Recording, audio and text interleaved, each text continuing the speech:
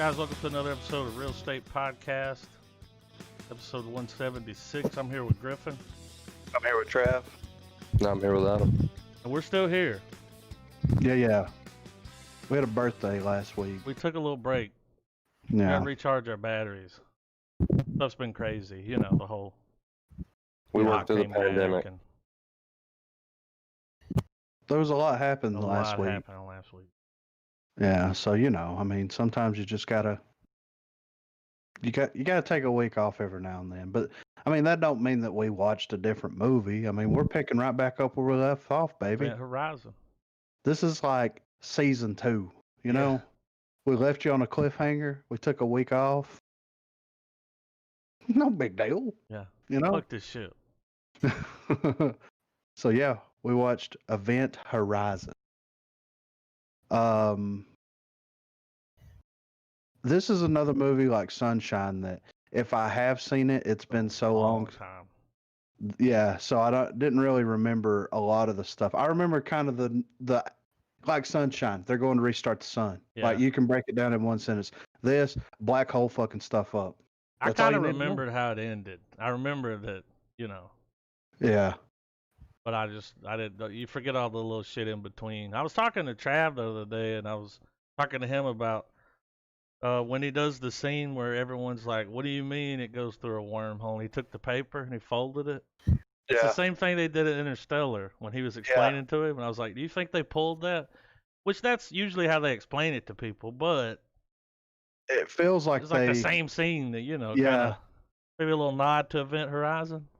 Yeah, and I think Nolan is respectful enough of the genres that he chooses to pursue that he can kind of throw little nods in here. I mean, look at the Swan song basically he wrote for fucking 2001. Yeah. And then I mean, I feel like he was a fan of Event Horizon to a certain extent. He's like, I got to put that scene in there. You know, it's why not? It was See a if great anybody explanation. picks up on it.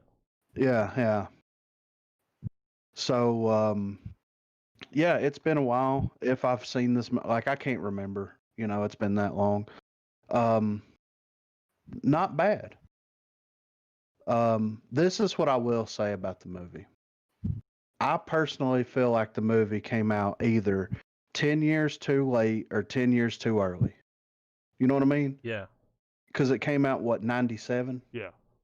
If it would have came out in 87 with like practical effects and yeah, the effects, dude. When they first go in the ship and you can see the stuff floating around, it looked like the animation from that Money or Nothing music video. Yeah, I know. It wasn't that bad, but it was rough though. But if it would have came out 10 years earlier, it would have had great practical effects, and it would have been. I think that they would have taken it to the next level. And if it would have came out 10 years later in 2007, then the CGI would have been a little bit better, and it would have sold it a little bit more. Not saying that it was bad or that it was just you can feel the age on it. You can feel the air, for sure. And when you watch some of those older horror movies from the 80s, you can still feel the year, quote unquote, but it feels more authentic because they are using more practical effects for it, you know? And then on into the later 2000s, you can definitely feel the year because they're still perfecting CGI, but it's a little bit more believable. This kind of came out in that weird 90s sci-fi, you know what I mean? It had a budget of $60 million, well spent. I mean, the shit looked good. Yeah. Everything looked good on the real stuff. Mm-hmm. It's when they tried to do the other CGIs stuff where it just kind of, But in '97, you'd have been like, oh shit. Yeah. Look at the stuff floating. It only made $26 million. Well, I mean, you can kind of see why. It is very niche. It's not like Alien was, a slasher movie in space, and you've got all these. According to the development, just to add to what you're saying, the movie was pitched its concept was pitched as a haunted house story in space. Yeah, and it kind of had that feel a little bit, but They should have taken it where it needed to go. Like a cosmic horror movie. Yeah. You get a couple of hints and a couple of feelings about it here, there, and yonder, but they didn't dive completely off the deep end like I feel like they should have. You know what I mean? Mm-hmm. Because the deaths should have been more gruesome in the way of Hellraiser. Yeah, what's funny is that it kind of had a Hellraiser kind of feel. I already Yeah. said that once to one of y'all, and then whenever you look the movie up, when you Google search it, you know where it gives you the thing on the side and gives you the Rotten Tomato and everything. In the images up here, it's all images from the movie, and then there's one image of Pinhead. Yeah. I have no idea why that's there, but it kind of, kind of like that. Well, there's a theory. Go ahead. You might be saying what I was about to say. Yeah, well, I was just going to say there's a theory that Event Horizon takes place in that same universe that the Hellraiser stuff took place. And the way they link it is Hellraiser 4, the one where they build the giant space station box thing, satellite, whatever the fuck it was. Yeah. And that was what their line on their SWAT board was, going from one area to the other. Here on the wiki, it says screenwriter Philip Eisner acknowledged Warhammer 40,000 as a major inspiration for the plot. In the fictional setting of Warhammer 40k, starships travel the galaxy by passing through, quote, the warp, which is a parallel dimension where faster-than-light travel is possible, similar to hyperspace in the Star Wars setting, but also infested with demons, which are liable to infiltrate the ship and possess the crew. Many fans of Warhammer 40k consider Event Horizon to be an unofficial prequel to the former, when humankind discovers the warp and learns of its dangers the hard way. Wow. That's kind of cool that they're adopting the film as a unofficial prequel. I didn't hear about that, but that's really, really cool. And also, just on its Wikipedia's got a bunch of good tidbits on it. Apparently, there was a 130-minute cut of the film, heavily edited by demand of the studio.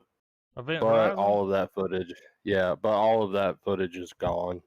Fuck, Well, man. it's 137 minutes. What'd they cut? 7 minutes? No, it's a 96-minute film. Yeah. Well, when you look it up, it tells you it's an hour and 37 minutes. The one I watched is like an hour and a half. No, they're saying that it's over 2 hours. Oh, another 130-minute, yeah. Oh, I see what you're saying. 100. It'd be like 2 hours. 30 minutes.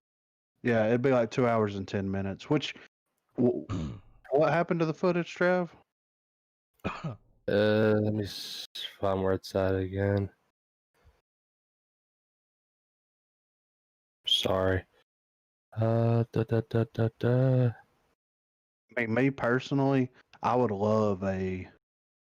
Here we go. Upon release, the film was a commercial and critical failure, grossing only $26.7 million on a $60 million budget. Even so, it began to sell well on home video. Its initial DVD release sold so well that Paramount contacted Anderson shortly after its release to begin working on a restoration of the deleted footage. However, it turned out that the footage had either been lost or destroyed. In the years since, the films has slowly built a cult following that is often referenced in other works of pop culture. Yeah, that sucks, man, because I would love to see the longer version, because I feel there's so much potential when you watch the movie, and once stuff starts getting real weird, because like the first act, the way they build everything up and set it up is fantastic. And then the third act, where he's going full fucking crazy, gouged his eyes out. Where they put some filters on the footage after they put filters on the audio. I'll run it through some filters. Yeah. But the third act wasn't bad. It was just kind of the middle ground where you see, how everybody kind of meets their own demise. Was a little lacking. Their darkness. Because it was kind of explained in the movie that the ship itself is kind of the host to this in a weird kind of way. But it feeds off of your like fears and insecurities and things like this to attack you. And I feel like it could have kept going and building more and more and more to like actually drive these people crazy to us, and especially Sam Neill's character, like he kind of takes a major flip at a certain point in the film that doesn't make a whole lot of sense. I mean, it does in the context of the film, but it happens so quickly because he's there, he's trying to figure out what's going on. He doesn't want his ship destroyed. He wants to get it back to Earth, this, that, and the other. And then the bathroom scene with his wife happens and he gouges his eyes out, and then he's a completely different person after that. And it's like, I feel like there was more building up to that. Well, like you when know, they walk in and he's put the guy on the meat hooks. Yeah. Like yeah. he was fucking around on the table and grabbing shit, and all of a sudden he walks in, dude's on the hooks. It's like, did that just happen? They probably cut some of that out. Like maybe it was just too much. Right. And they were like, we gotta. That's probably what they cut out a lot of, was the gore. Because you were getting like quick shots of it. Like remember when they first turn on what was the drive called? The Event Horizon. It was a drive though. Gravity drive. Yeah, they had to cut that on. And the first time they're like, we're going to turn it on. And then all of a sudden everybody's just ripping each other apart. Yeah. Eating each other. Like, it's like, oh, turn it off. Yeah. You know? Yeah, right. One of my questions is, do you think they went so far away from Earth to do it because they were afraid that they weren't sure what was going to happen and it could actually make a giant black hole and suck everything into it? Yeah, probably. I mean, it would make sense. Because that was one of the things I'm like, I mean, in movie terms, it's like, well, why not just like fly out close to Mars and do it and see what happens? And then I'm like, well, that wouldn't make a whole lot of sense if it does, because it is a black hole more or less. So if you do that close to Mars, then it's just going to grow and grow. But if they would have done it right outside of our solar system or at the edge of our solar system, the same thing would have happened. It would have taken longer to happen, but it still would have happened. So, I mean, what the fuck? What does it matter where you do it at that point? And how does he test it? You know what I mean? He's building this thing on Earth, and he's going to put it in a spaceship, and all the theories and all the math, and all the theories and the math works out, but you don't like. Why didn't he go on that first trip to study it? Yeah, it doesn't make sense that he's the only one that knows how to work it, really, and he didn't go. Yeah. So that could have been some shit that was cut out, man, because there was a thing with him and his wife, and we didn't get much of that story. Yeah. We know that she killed herself because they didn't spend a lot of time together. Like, he was always, his work. Yeah. Maybe that's why he didn't go. Yeah. But they cut that out. Like, they're probably trying to keep the runtime short. That's back when, they were like, don't be too long. Yeah, we're not Independence Day. Slow down. Yeah. Right. But no, there was a lot that I did enjoy about this, and I feel personally that they need to do a sequel / reboot of sorts of it, in my opinion. So you have the events of the original that took place when they took place, right? And then you go in with a new crew, with a new scientist that finds all of Sam Neill's work, because nobody knows what happened there. Everybody on Earth is just completely oblivious to that whole situation. Well, and the people that made it back are fucking batshit. Yeah, they're fucking nuts, and nobody's gonna believe like whatever they're mumbling on about. So it would be cool if the sequel was like, whenever the drive first starts and it does its whole jump before it comes back to Neptune, when it did that, it broke it apart into different shit. So there's like a million versions of the Event Horizon all over the universe now. Right. Well, like it was stuck in warp and it just started copying itself and shit. Oh, that would be fucking. And have the movie where one of the ships have rolled up and it's in orbit around fucking Earth, and have that shit get on Earth. I mean, pretty much just take the fucking plot to Doom Eternal and make a movie out of it. Right. But yeah, I could see if it's got a cult following, and there's definitely going to be enough people that would watch a sequel. It would be perfect to release on Netflix. You know what I mean? It'd need to be its own movie. Like don't even put Event Horizon in the name. but as you're watching it, be like, have like a whole new crew. All right, we're gonna try this job. This job could work. Whatever. We've tried it in the past, and then name drop the ship, and let it be for like fans that are aware of the film. Be like, oh shit, this is a sequel, dude. But still write it in a way that it's still its own movie. Yeah. That's what I'm saying. Like, good reboots or good follow-ups that happen decades later always do a Call good it a job. soft sequel, Yeah. Do a good job at referencing the previous material, but not copying and paste it, and also not steering so far off the path that it doesn't feel like it's not part of that same universe. You know what I mean? Let it be another type of evil. Don't let it just be, all right, we're gonna have the same tropes of the first film. Let this one be like, okay, now they got to deal with something that's going straight alien on them. Like it's a creature on the ship, they got to kill it, or I mean, really just pull that theme out, the haunted house thing, like they said in the pitch, and just be like, all right, well, now we're going to make it a survival horror movie, or we're going to make it a, man is bad all along, be like, some dude's been trying to do it the whole time, kind of like in the movie when you find out that the dude was like, yeah, I built the ship, I built the fucking drive, and we're going to see what this shit does. And away we go, and they hit the button, Yeah. Yeah, I could see that. And there's a lot of potential here for even more psychological horror with that. Oh yeah, man.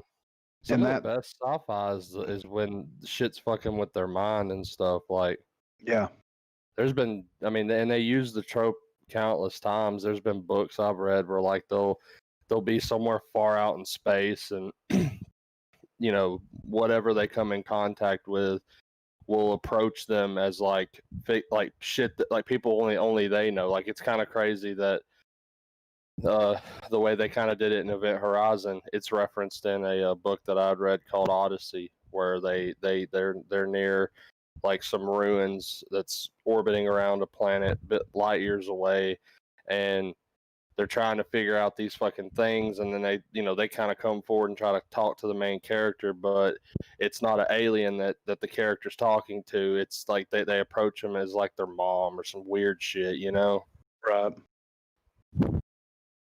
Stuff that they're thinking like, yeah, you would be familiar with this, but in reality, it just freaks you out. Yeah. But yeah, I think that doing a sequel to this has a lot of potential, because I mean, it wasn't a bad movie at all, and I feel like that if this isn't on Netflix or Hulu or whatever, anything like that, then they're really, it is on Hulu. Pay premium subscription, but it's on there. I mean, because this would flourish now, I feel, in on a streaming service. Because I mean, yeah, it is one of those movies that cinephiles talk about. For those interested as well, it's if you don't want to have to pay for Hulu Premium, it's on HBO Max as well. Oh shit! Hell yeah!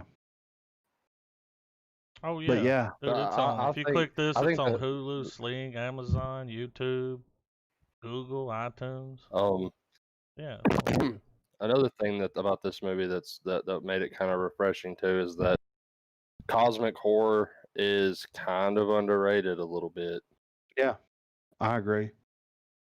I don't know if it's just because maybe with there being so many alien space movies come out between the 90s and now, and then the 90s was prime deep space shit. We had Next Generation going on TV. We had, this was the year. I mean, this movie's competition was fucking Independence Day, for crying out loud,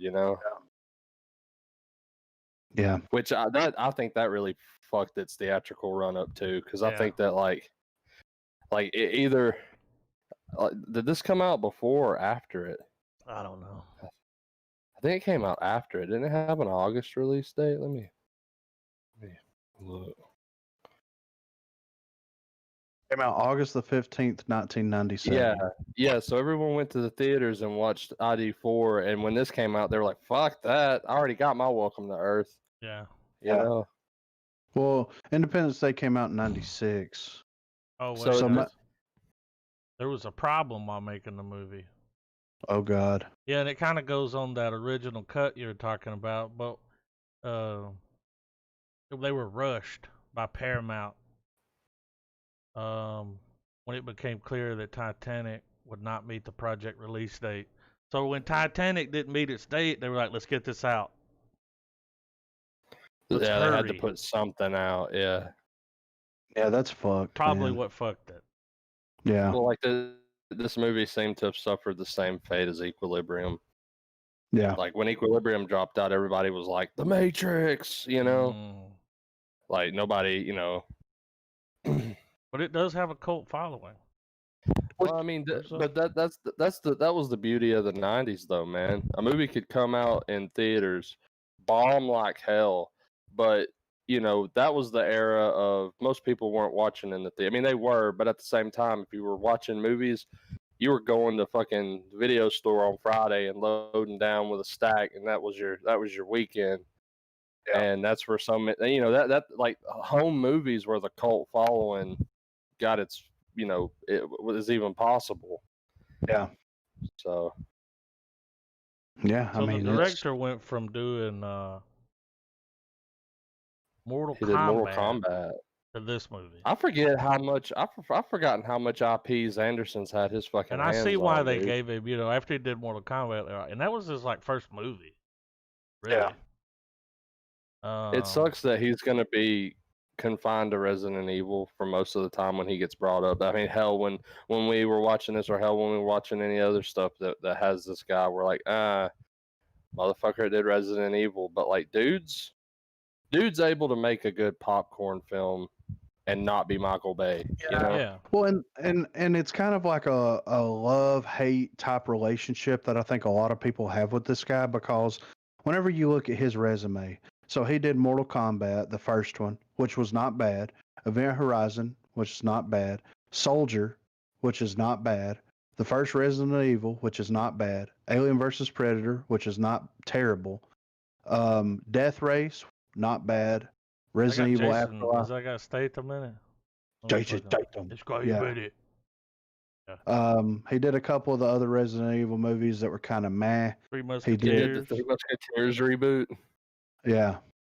So I mean, like, it's one of those like love-hate type relationships that a lot of people have with this guy, because it's like, well, Mortal Kombat came out, and I remember my dad and my dad's friends were like, fucking Mortal Kombat, this is badass because it's like a kung fu movie with all this crazy shit, Yeah. and we played the games, you know, and all this stuff. And then the second one come out, and it was okay, you know. And then the first Resident Evil movie came out. Me and my dad went to the movies and watched it at the old movie theater in Scottsboro with the 2 screens, Yeah. you know. And we watched it, and it was like, oh, this is an interesting take on Resident Evil. Then they kept making them and kept making them and kept making them, and it's like his first outing on stuff is not a bad outing. I think that it's the sequels that come out that tarnish his reputation. You know what I mean? Which he didn't do any of the other Mortal Kombat shits. I feel Yeah. like I'm He the did the only person that's holding out for Monster Hunter. I hope that this is his Mortal Kombat moment again. Just a fun adventure movie with, you know, a ridiculous plot, you know, Yeah. good time, you know? Well, and that's the thing. Like, I have no problems with the guy, and I'm interested to see his take on the Monster Hunter world and Yeah. and all that good stuff. And I think that a lot of people are like, the Resident Evil guy's doing this. How good can it be? And we've made jokes about it. I've made jokes about it. But at the end of the day, it's going to be a fun action film. And for most of us, we can all agree that if we were just channel surfing one night and we come across Mortal Kombat, we would watch at least up until the next commercial break. You know, wherever it was in the film, you'd watch it. All. Yeah. Yeah, I mean, I would probably sit through the whole damn thing, man.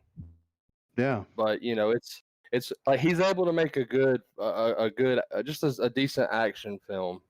Yeah. Because I mean, all of his films, you know, he's the kind of director that's like, you're not going to Anderson to watch Stalker or fucking, you know, any of the artsy fucking style films like that. He's clearly established himself as a competent director, but that's not his. He's not gonna sit and fucking face fuck you with a message for four fucking hours, you know. Yeah. Yeah, I feel like the guy gets a bad rap, and he's like Ben Affleck. It's easy to make fun of him. But It's when you so see him easy. in action, you're fucking surprised. Yeah, and I mean everything that he's kind of had his hand on, except for some of those older or those later Resident Evil films, is stuff that I personally enjoyed myself and that I would watch time and time again. This movie in itself, if I ever came across it on Blu-ray, I'm gonna pick it up because it falls into that same vein as those cult horror films. You know, you got your Evil Deads, you got your Hellraisers, you got all this other stuff. It fits kind of perfectly in that whole. You want your space and your fucking horror? Well, here you go, baby. I You think know? Evil Dead in Space is a decent assumption of this film. If you were gonna impart this on somebody who's taking their movie journey for the first time, you're like, they're like, oh, what's this about? You're like, it's Evil Dead in Space. Yeah, without the Necronomicon, it's a black hole. You know? Replace like spirit summoning with like accidental warping in of evil. Yeah. So. Well, in a lot of the other Resident Evil movies, he did produce. He didn't. He only did a handful of them. Yeah. Well, also at the end of the day, because I've slowly sat through all of them. They are what they are. We obviously know that the first one was the first two where it's that was the peak Resident Evil cinematic experience, I guess. But the sequels they are what they are. It's more of the Resident Evil universe. Well, they made a shitload of money, so they were like, "Hey." Yeah, I mean they clearly did something right. Because if you think about it, I've never heard of a new Resident Evil film coming out where the more ardent fans of movies or horror, for that matter, didn't just completely be like, "What the fuck, another?" Yeah. Clearly, they were doing something right, dude. This thing nabbed 5 sequels? Yeah, something like that. 5 or 6, like a Yeah. fuck ton, dude. So, I mean, same with Fast and the Furious. You wonder how can how can a movie like this generate as many sequels and more continuation of the story? Movie, which, dude. yeah, And Resident Evil could be.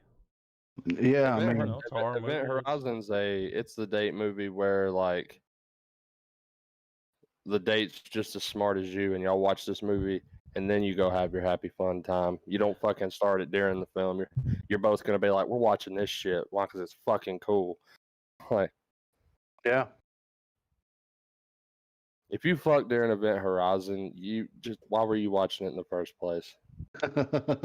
I mean, Why didn't you just cut on Keeping Up with the Kardashians? Why'd you know what I mean? Like, yeah.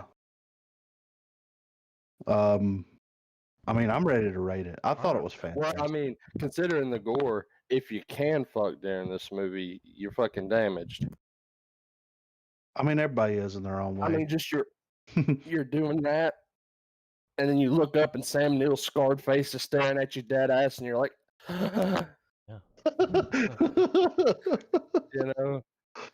Oh my god! Hold on to your horses.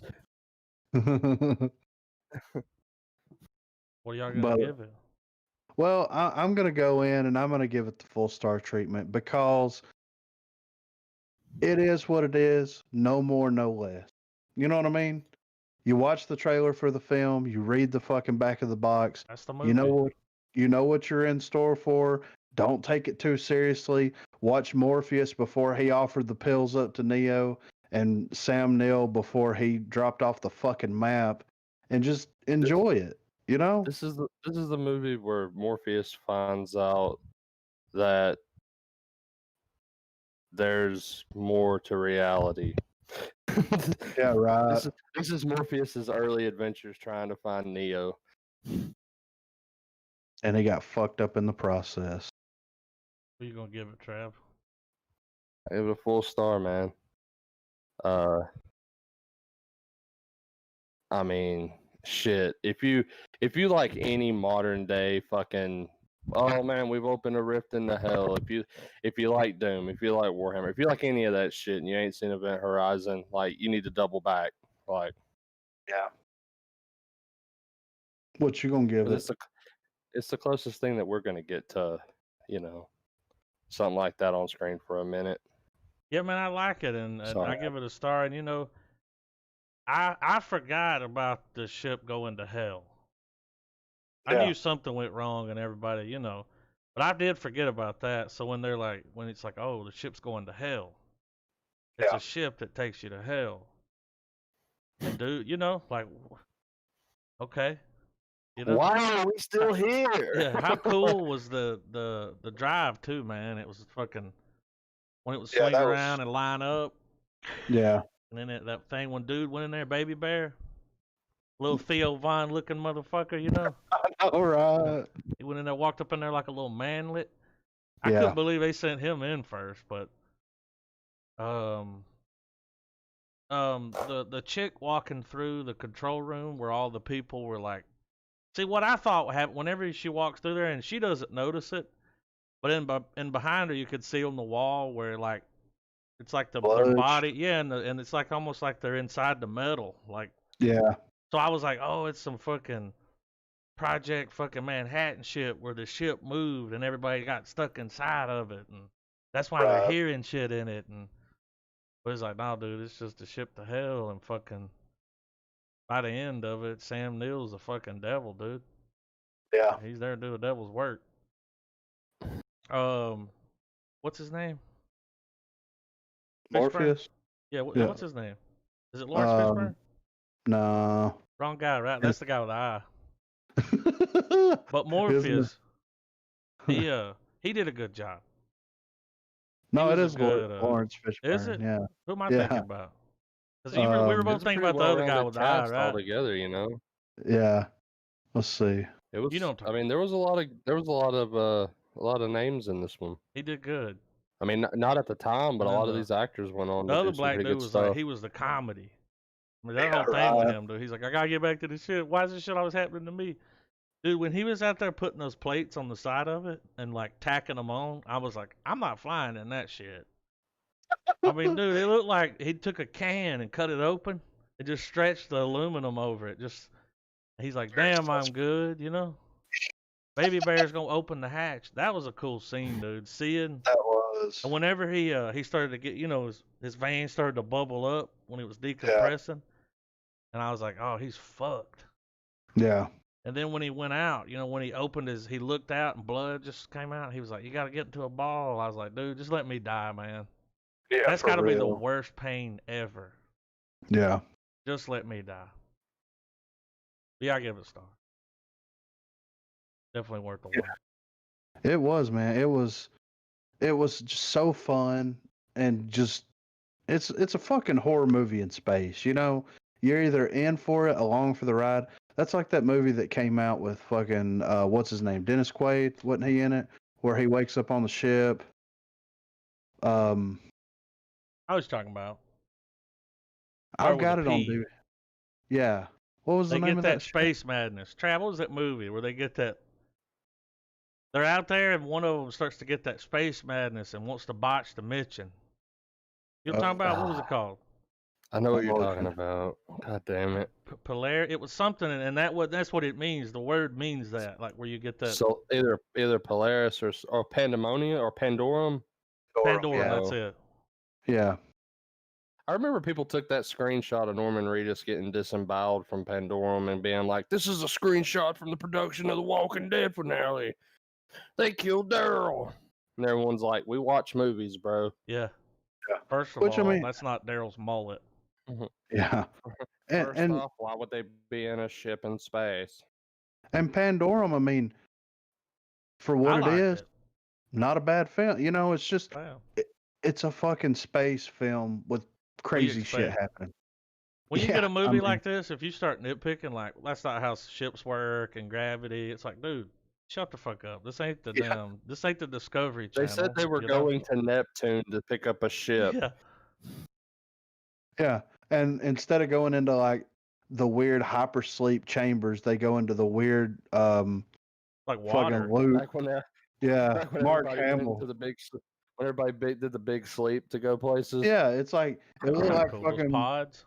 Luke Skywalker from fucking And he had the when he's thing in his, they had to wear the yeah. thing in their nose so they wouldn't drown. He was like, we got to be down for 56 days.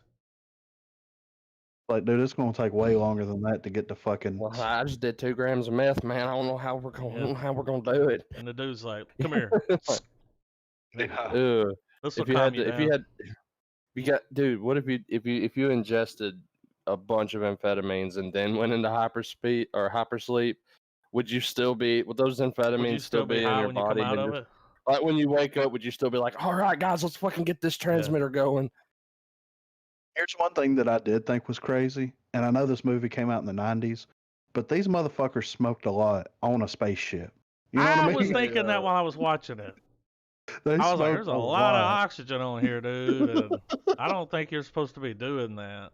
I think at one part of the film, that dude's fucking lipping a cigarette while Yeah. carrying the CO2. Yeah, Hang on to your butts. that was kind of you cool know? too with the cartridges. He's like, "We Yeah. need these," and they were checking them. Yeah, And then she saw her kid. Dude, that was a fucked up scene where it was like a little tent.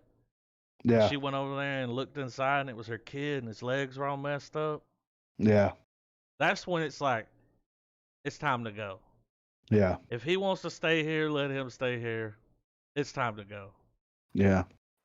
Because he's gonna activate the drive, and he's gonna be wherever these fucking people went. So fuck them. But yeah, man. Yeah. 3 stars. So 3. I mean, dude, like I said, it is what it is. No more, no less. And if you can't put this movie in and sit back and watch it and enjoy it, then what are you doing watching fucking movies?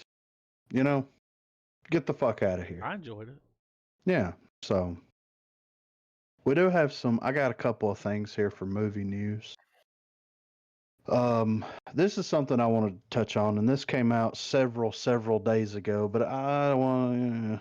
So, Walking Dead bringing back past characters for peak at the early the early zombie apocalypse. So, the Walking Dead chief content officer Scott Gimple has reaffirmed plans to bring back past characters for a peek at the earliest days of the zombie plagued Walking Dead universe, now taking place 10 years post-outbreak by the time of The Walking Dead Season 10 and coming spin-off The Walking Dead World Beyond. This is me cowering from such a bad idea. So they have The Walking Dead, Fear the Walking Dead, The Walking Dead World Beyond, and now they're coming out with another spin-off of The Walking Dead. This is the fucking quote. I will say we're working on things where we are looking at past characters. Maybe not a whole series, but we're looking at things where we can take a peek at. Maybe not pre-apocalypse, but early in the apocalypse. We're looking at folks. So get excited for that. Because at this point, why does any of that matter? This is AMC beating a dead horse. You know? Yeah. Get back in there. I mean, come on, we ain't got nothing. No, man, they're not even beating a dead horse. They're taking a goddamn pitchfork and just stabbing a dead carcass at this point, making a mess of Zombies shit. are ripping it open. Bad idea. It's not going to do well. No, I mean, the show started to tank. What makes him think that they're going to get those numbers? Now they're going to have trying so hard, dude. It's done. Just let it go. Just finish this. They should have finished the series like 3 seasons ago because it's fixing to be on season 10. What's the guy that created it? What's his name? If you wouldn't have asked me, I could have told you. Brad, what's his name? Robert Kirkman. That's it. I feel so sorry for that guy. I do too. I know he made a shitload of money, but they did the same thing to him that they did to George R.R. Martin, and they fucked his damn shit up, dude. Same exact thing. Remember, he was in a lawsuit with them. Yeah. They just took his shit over. He signed over too much. His rights were just gone at that point. Yeah. Yeah. And they weren't paying him out like they said they would. And it says when detailing these plans earlier this year, Gimple said that these short-form projects would involve characters we missed and we lost to fill in the blanks, describing these projects as great zombie stories, really great stories of the end of the world. Now, here's the problem, guys. I'm just going to say it out loud. The writing team for The Walking Dead is shit. Trash. And they have been shit this whole fucking time. Trash. It just took longer for me to realize it than most other series because here's what good writers do. good writers take present day shit going on to drive the story, and they throw in a little mixture of a little stuff that happened before to help character development. What happened in The Walking Dead? You didn't get any fucking character development because you didn't give a shit about any of the fucking characters. Am I wrong? Battered housewife. No, dude, when they started killing off interesting characters like Mm-hmm. fucking like Merle, like even the tailor-made characters for the show, they were like, Yeah. fuck it, they're in for a season. Yeah. I mean, that was their problem. They would build up these minor characters into interesting characters by showing their past. That's like, you remember Bob, that black dude from Waterboy? Yeah. Yeah. So Bob shows up. Bob's all happy-go-lucky.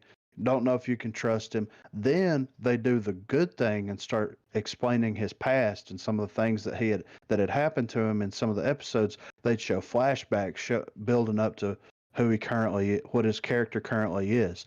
Made you start caring for him because character development works that way. And then they fucking kill him off. And I want to add to that too. Now, this is also Kirkman's fault, in my opinion. Yeah. I think Negan. The only thing He didn't have that any makes creative control. the only thing that makes Negan Zero. like that makes you remember him is that he kills Glenn. That's fucking it. Yeah. And when I say that, because killing off the governor was one of the worst decisions in that comic book. He would have been the legitimate best long-term, like, keep him around and let Rick kill him, have the fucking hero save the day shit, and let the governor be the presiding bad guy. Like even let him do like a classic Marvel villain where, they have an assault on the prison. Rick and them fight them off and send them fucking packing with their tail between their legs. Fuck off with these new characters for a little bit, but then be like, the governor came back. Why? Because there's more motherfuckers in the world. He's got more people. He's following again. And you just crawl out. Like, you pretty much have like an anti-Rick going on the whole time parallel to Rick's journey. Right. You're following Rick being like, man, we can rebuild this, Carl. And then you have the governor being like, yeah, we're going to rebuild it. And I'm going to make goddamn sure it's built to my specifications. Yeah. I mean, the governor arc was still peak Walking Dead. Like that was probably the most suspense during and this is coming from someone with the show and the fucking comic, having experienced both sides of the narrative. Like they were both really well executed in their respective mediums. Yeah. So yeah, I mean, it's Walking Dead. We don't need more. AMC has done a fantastic job of everything except Walking Dead. Yeah. So quit Breaking Bad. Yeah. So quit shoveling fucking money into this dying franchise and do something new. Time to move on. That's like Preacher. Preacher came in, said a certain amount of fucking episodes.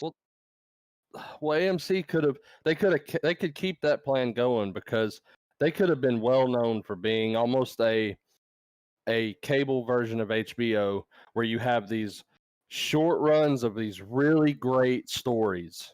And don't fucking build sequels, don't spin off or whatever. Be like, all right, here's this, just like with fucking Breaking Bad. Here's these seasons. It tells the complete story. We're not fucking gonna keep beating it around or whatever. Because what season is Walking Dead on now? Like 12 or 13? It's gonna be season 10. Shit, And they still want to do the Rick movie. That's something that's in the works as a movie. See, kill off all this shit, all these fucking side stories and all this retarded shit, and just bring the focal point of The Walking Dead, which was Rick Grimes, bring him back into the fucking story and do these movies and let that be the end of The Walking Dead and let it end it on a high note. Because you don't have to spend seasons being like, here's life how it was before the bad stuff came, and everyone had relationships and normal shit like you, the viewer. Yeah. Well, the reason they just kept doing it, man, is it was printing money. That's Wrong reasons. Well, Just and kept I think printing money for them.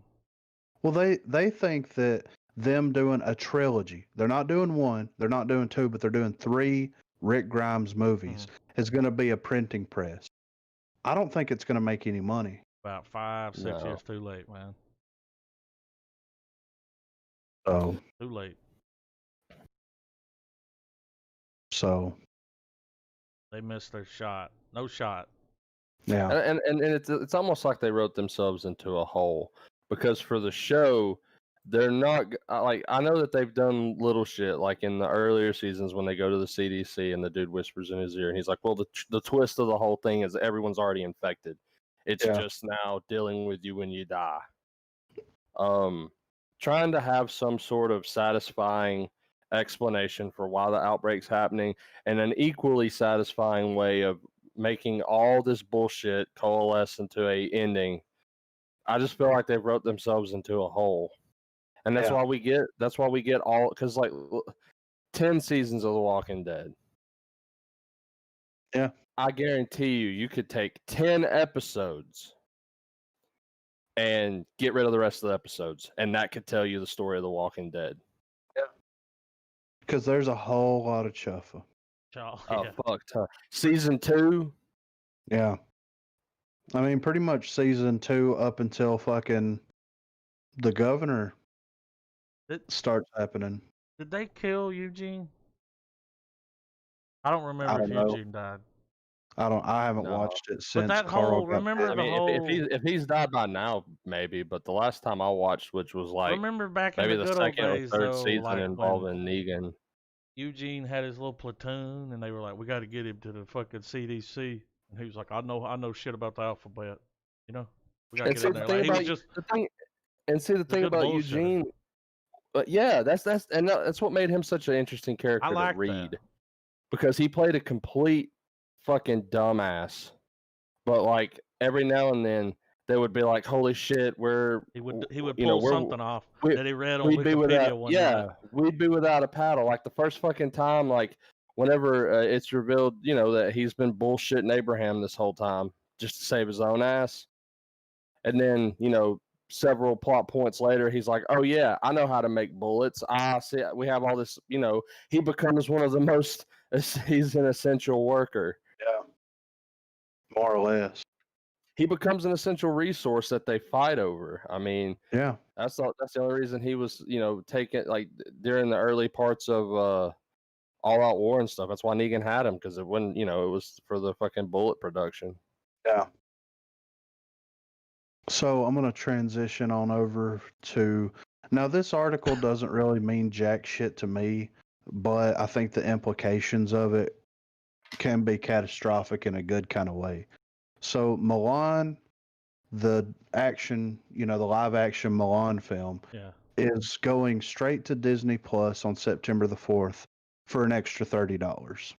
So it says Disney is I know you're gonna finish, but that headline, dude, you or Adam won, and one of our many rants and ravings of this back in the day, when you guys were talking about streaming services and the decline of movie theaters and all Yeah. that, and you guys were like, hey, put these AAA films out, Yeah. slap a price tag. If you want to watch it now, you have it for X.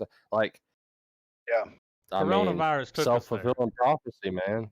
Yeah, and that's exactly where I'm going with this, because right here it says Milan is officially skipping theaters in the U.S. in favor of premium offering on Disney Plus. During a quarterly earnings call, Disney revealed that the upcoming live-action remake, which has been delayed several times this year already, will be made available next month in a unique offering exclusively on Disney Plus streaming service. It won't simply be made available to anyone with a subscription, though. Instead, the blockbuster will cost an additional $30. What's more, the movie will still be debuting in theaters in certain international markets. During an earnings call, Disney revealed that Milan will be offered on Disney Plus, and it will come with a premium price tag of $29.99. The movie, directed by Nikki Caro, is said to come with a budget of $200 million. It was originally set to debut in theaters back in March. However, the theater closure prevented that from happening. It has since been delayed multiple times, with Disney recently delaying it indefinitely. And then there's a quote and all this stuff about it. But the implications, well, right here it says certain planned theatrical releases, such as Trolls World Tour, have been offered on premium VOD in recent months as theaters have been shut down. These rentals have typically gone for $20. The fact that Disney will be charging $30 is unheard of, but the studio needs to make a certain amount of money to break even on the massive blockbuster. Simply offering it to subscribers for no additional charge wouldn't make financial sense.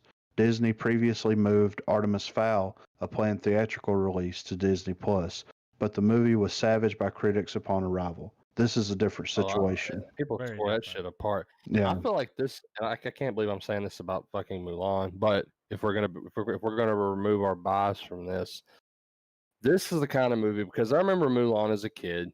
yes, A lot of war sequences. Yeah. yes, Oh, the I trailer would looks like to great think- for the movie. I would like to think that with a big budget live adaptation like this, it's probably beneficial to the viewer that if you give a shit about this kind of movie, go see it in theaters, because it's going to have some probably pretty incredible shots. Yeah. Like, the cinematography needs to be appreciated for a film like this on a big screen. Your yeah, first watch doesn't need, I mean, now granted, if it's something where it's like, we're going to pop it in, whatever. yeah. But for something like this, and I think I think Disney's shooting themselves in the foot at $30. They should have knocked it back to 20.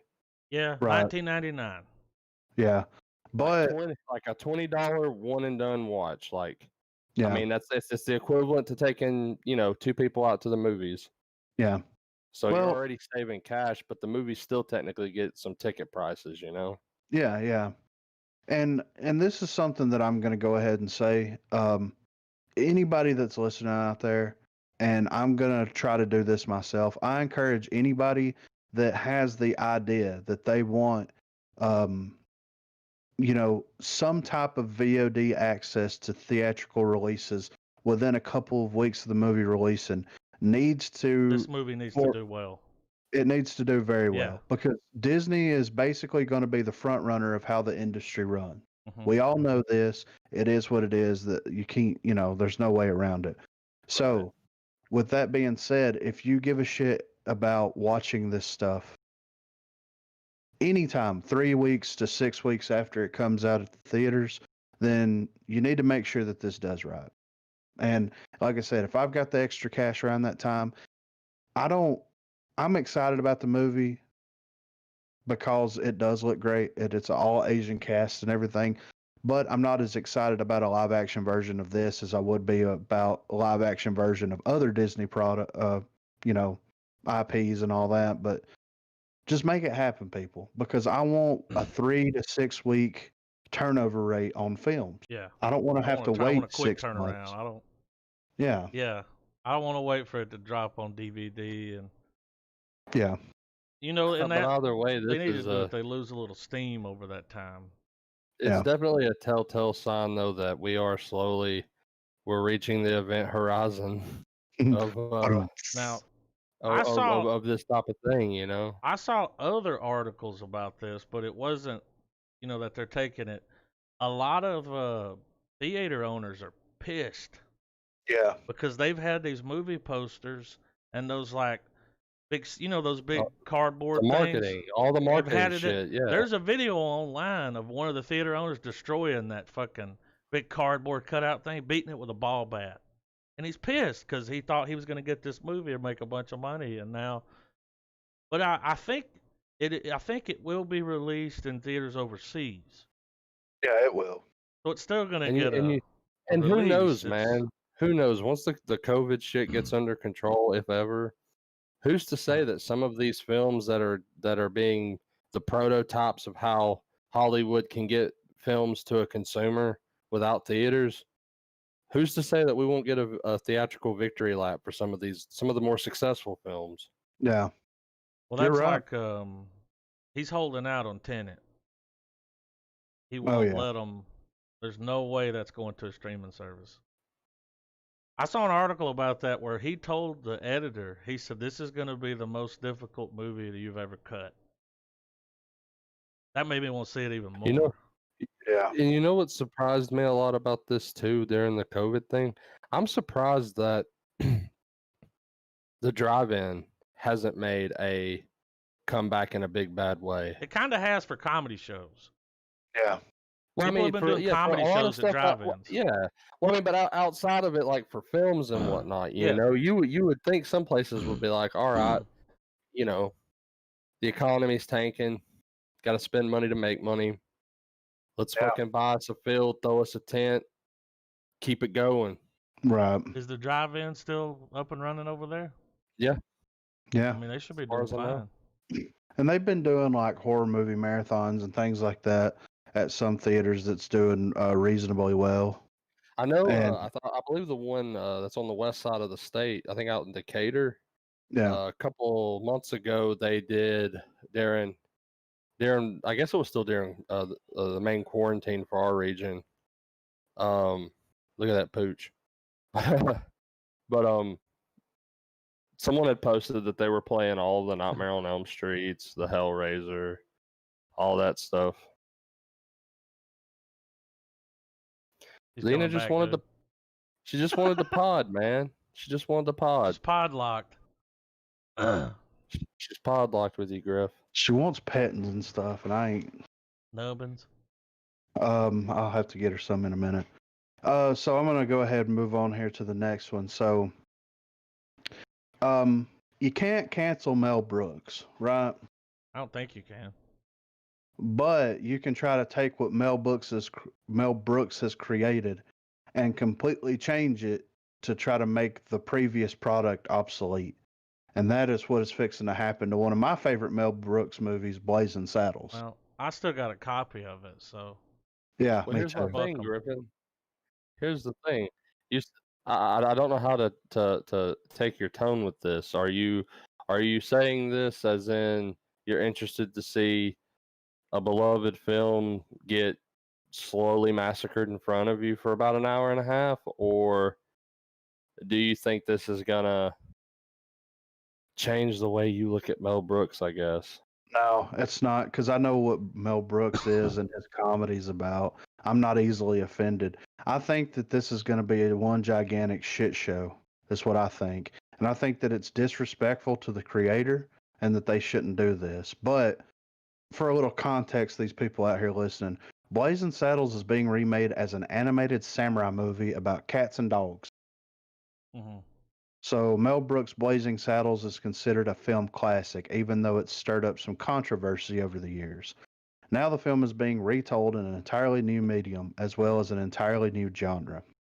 The Los Angeles film company Align is helping develop an animated film titled Blazing Samurai.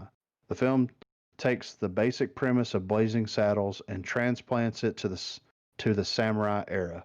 The story follows a dog named Hank who dreams of becoming a samurai.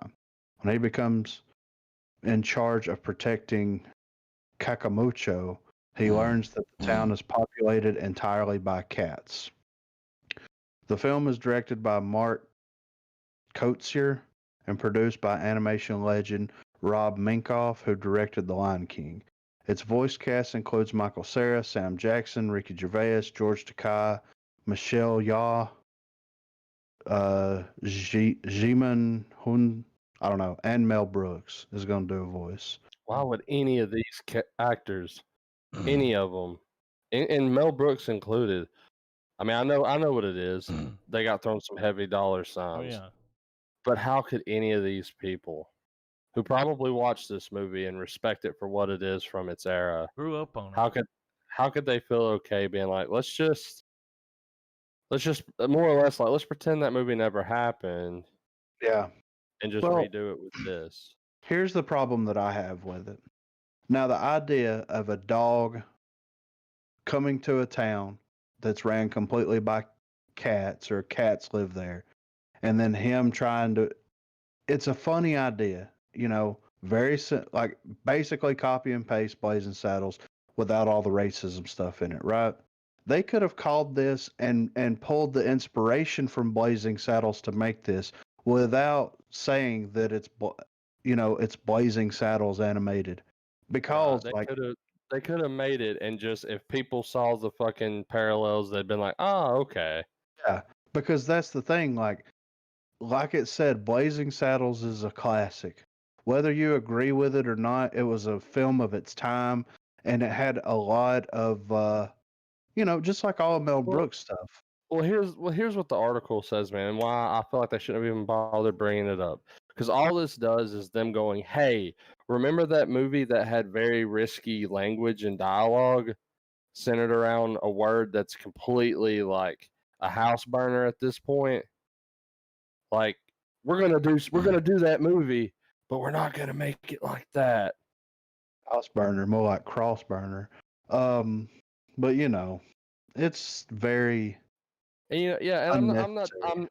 I'm not defending, or I'm not offended at that they're trying to remove a subject matter that shouldn't be tolerated. Yeah, I'm not defending, a gratuitous use of certain words and stuff. But why even acknowledge Blazing Saddles if the yeah, idea is exactly. you're Yeah, gonna that have a you're movie? just telling people about it that don't even know about it. Can Yeah, we call it race baiting in a way? it is kind of race baity because I mean, people that don't know about it, younger kids, because think about it. They're gonna We look it up. They're gonna look up clips on YouTube, and they're gonna have their fucking mind That's what I blown. was thinking. Yeah, I As The you mean, said it, I was 1970s like, is gonna rock their fucking world, dude. well, and think about it. The only reason that we watched Blazing Saddles as kids was because of our parents, right? I mean, that's why I watched it because my dad was a huge fan. He's a huge fan of Mel Brooks in general. I just So always it's heard I people talking remember, about it. It was one of those yeah, and things like, I just remember always whenever I did watch it, it was to me it was, oh, it's fucking Willy Wonka in another movie. It's got to be funny. yeah, and And it then when I was. watched it, I was like, oh shit, like it's that kind of Yeah, like this ain't Willy Wonka, like. I mean, and it's a great. I wish that they would have left Blazing Saddles association completely out of it and still made the movie because it's still going to be funny. It's still going to be fun to watch as an animated film, and I love animated films. But it also feels like it's such a. It feels like you're diminishing the original's value to art and to cinema, and it doesn't matter. You know, it's movies, it's art. Let it be what it is and enjoy it for what it is. And if you don't agree with it, then you don't have to watch it again. But it feels very disrespectful. And Mel Brooks being involved with it kind of feels like his way of being like, yeah, ooh, I'm not that, Don't yeah, butcher it. yeah. Well, not only that, but like, I'm not that person anymore.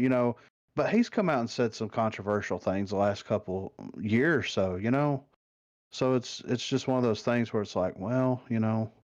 Mel Brooks is like 94 or something, so Well, it is. it's almost like that insults the viewer's intelligence. It's like, okay, yeah, he says I'm not that person anymore. It's like, well, yeah, duh. It was the fucking 70s. How many years was that? How many decades ago was that? Yeah, I know. Does anybody retain, you know what I mean? Yeah. This is the same guy that did the producers, right? That was like two producers making a Broadway film about Hitler and Nazis so that it would fail on purpose. You know what I mean? Like, come on now. Yeah. So, this is a fun little article, and I saw this trending the other day on Twitter. I think Adam actually pointed it out. I'm going to drop the photo here in general so that everybody can check it out while I'm talking about it. But there's a rumor that Shia LaBeouf is wanted by Marvel to play Iceman in the MCU's X-Men reboot. Has been running wild all over the internet. There's absolutely no truth to this casting rumor, with Disney and Marvel not responding to these allegations. Despite this news coming from a disputable and very unreliable source, that hasn't stopped many legitimate news sites from picking it up. And now some of our best and brightest artists are imagining what Shia LaBeouf might look like set loose in the MCU. So, I mean, like I said, this is a fun little. All controversy with the guy aside, man, Shia LaBeouf does a good job when he acts. yeah, Yeah, dude. I'm he telling does. you I guys, think y'all gotta watch you could his you Honey Boy you and could you could Peanut Butter you Falcon. could outfit him as any hero, and sure, he might do some better than others, but he could do it really. I would like to see him play Johnny Storm from Fantastic Four. Yeah, that would be great. Remember how 'Cause- good he was in that where the brothers were running the moonshine, Oh yeah, and then the with tank Tom Hardy. movie. Or except where he can, Yeah. you know, he would be good as a quippy character, like Yeah. someone that can belt out some, you know, can say some funny shit when it's like, all right, the world's about to be cleaved in half, you know. Yeah. He'd be able to bring levity that wouldn't be forced. And they might take that same approach with Iceman's character. They might have him a little bit more of a comic relief type character in the Quick-witted. X-Men. Yeah. So, but I mean, hey, if Shia LaBeouf's interested and you can get him, why not? It's not going to hurt you. Well, I'm right? telling know? you guys, if you watch Honey Boy, you realize why he was the way that he was all those years. The last Right. hole. He had a shit family life. Like his parents just kind of used him. You know, like Yeah. I mean, they're living in like it's a good movie. Though. You kind of see, and he wrote that when he was in rehab, trying to get clean, Right. and then when you watch Peanut Butter Falcon, you see because in that movie that's like that heartfelt. You know, like that. Yeah. What was that? The one with dude in it where he's running the theme park. Like when that movie goes off, you Way feel Back. good. Yeah, Yeah. you feel real. Both of those movies, dude, are Right. great. So I'm down So, with it. yeah, I mean, like I said, if Shia LaBeouf's interested, why not? Because he'll be able to pull it off, no issues, and it'll be great. I mean, everything that I've seen him in has been great. His performances are fantastic.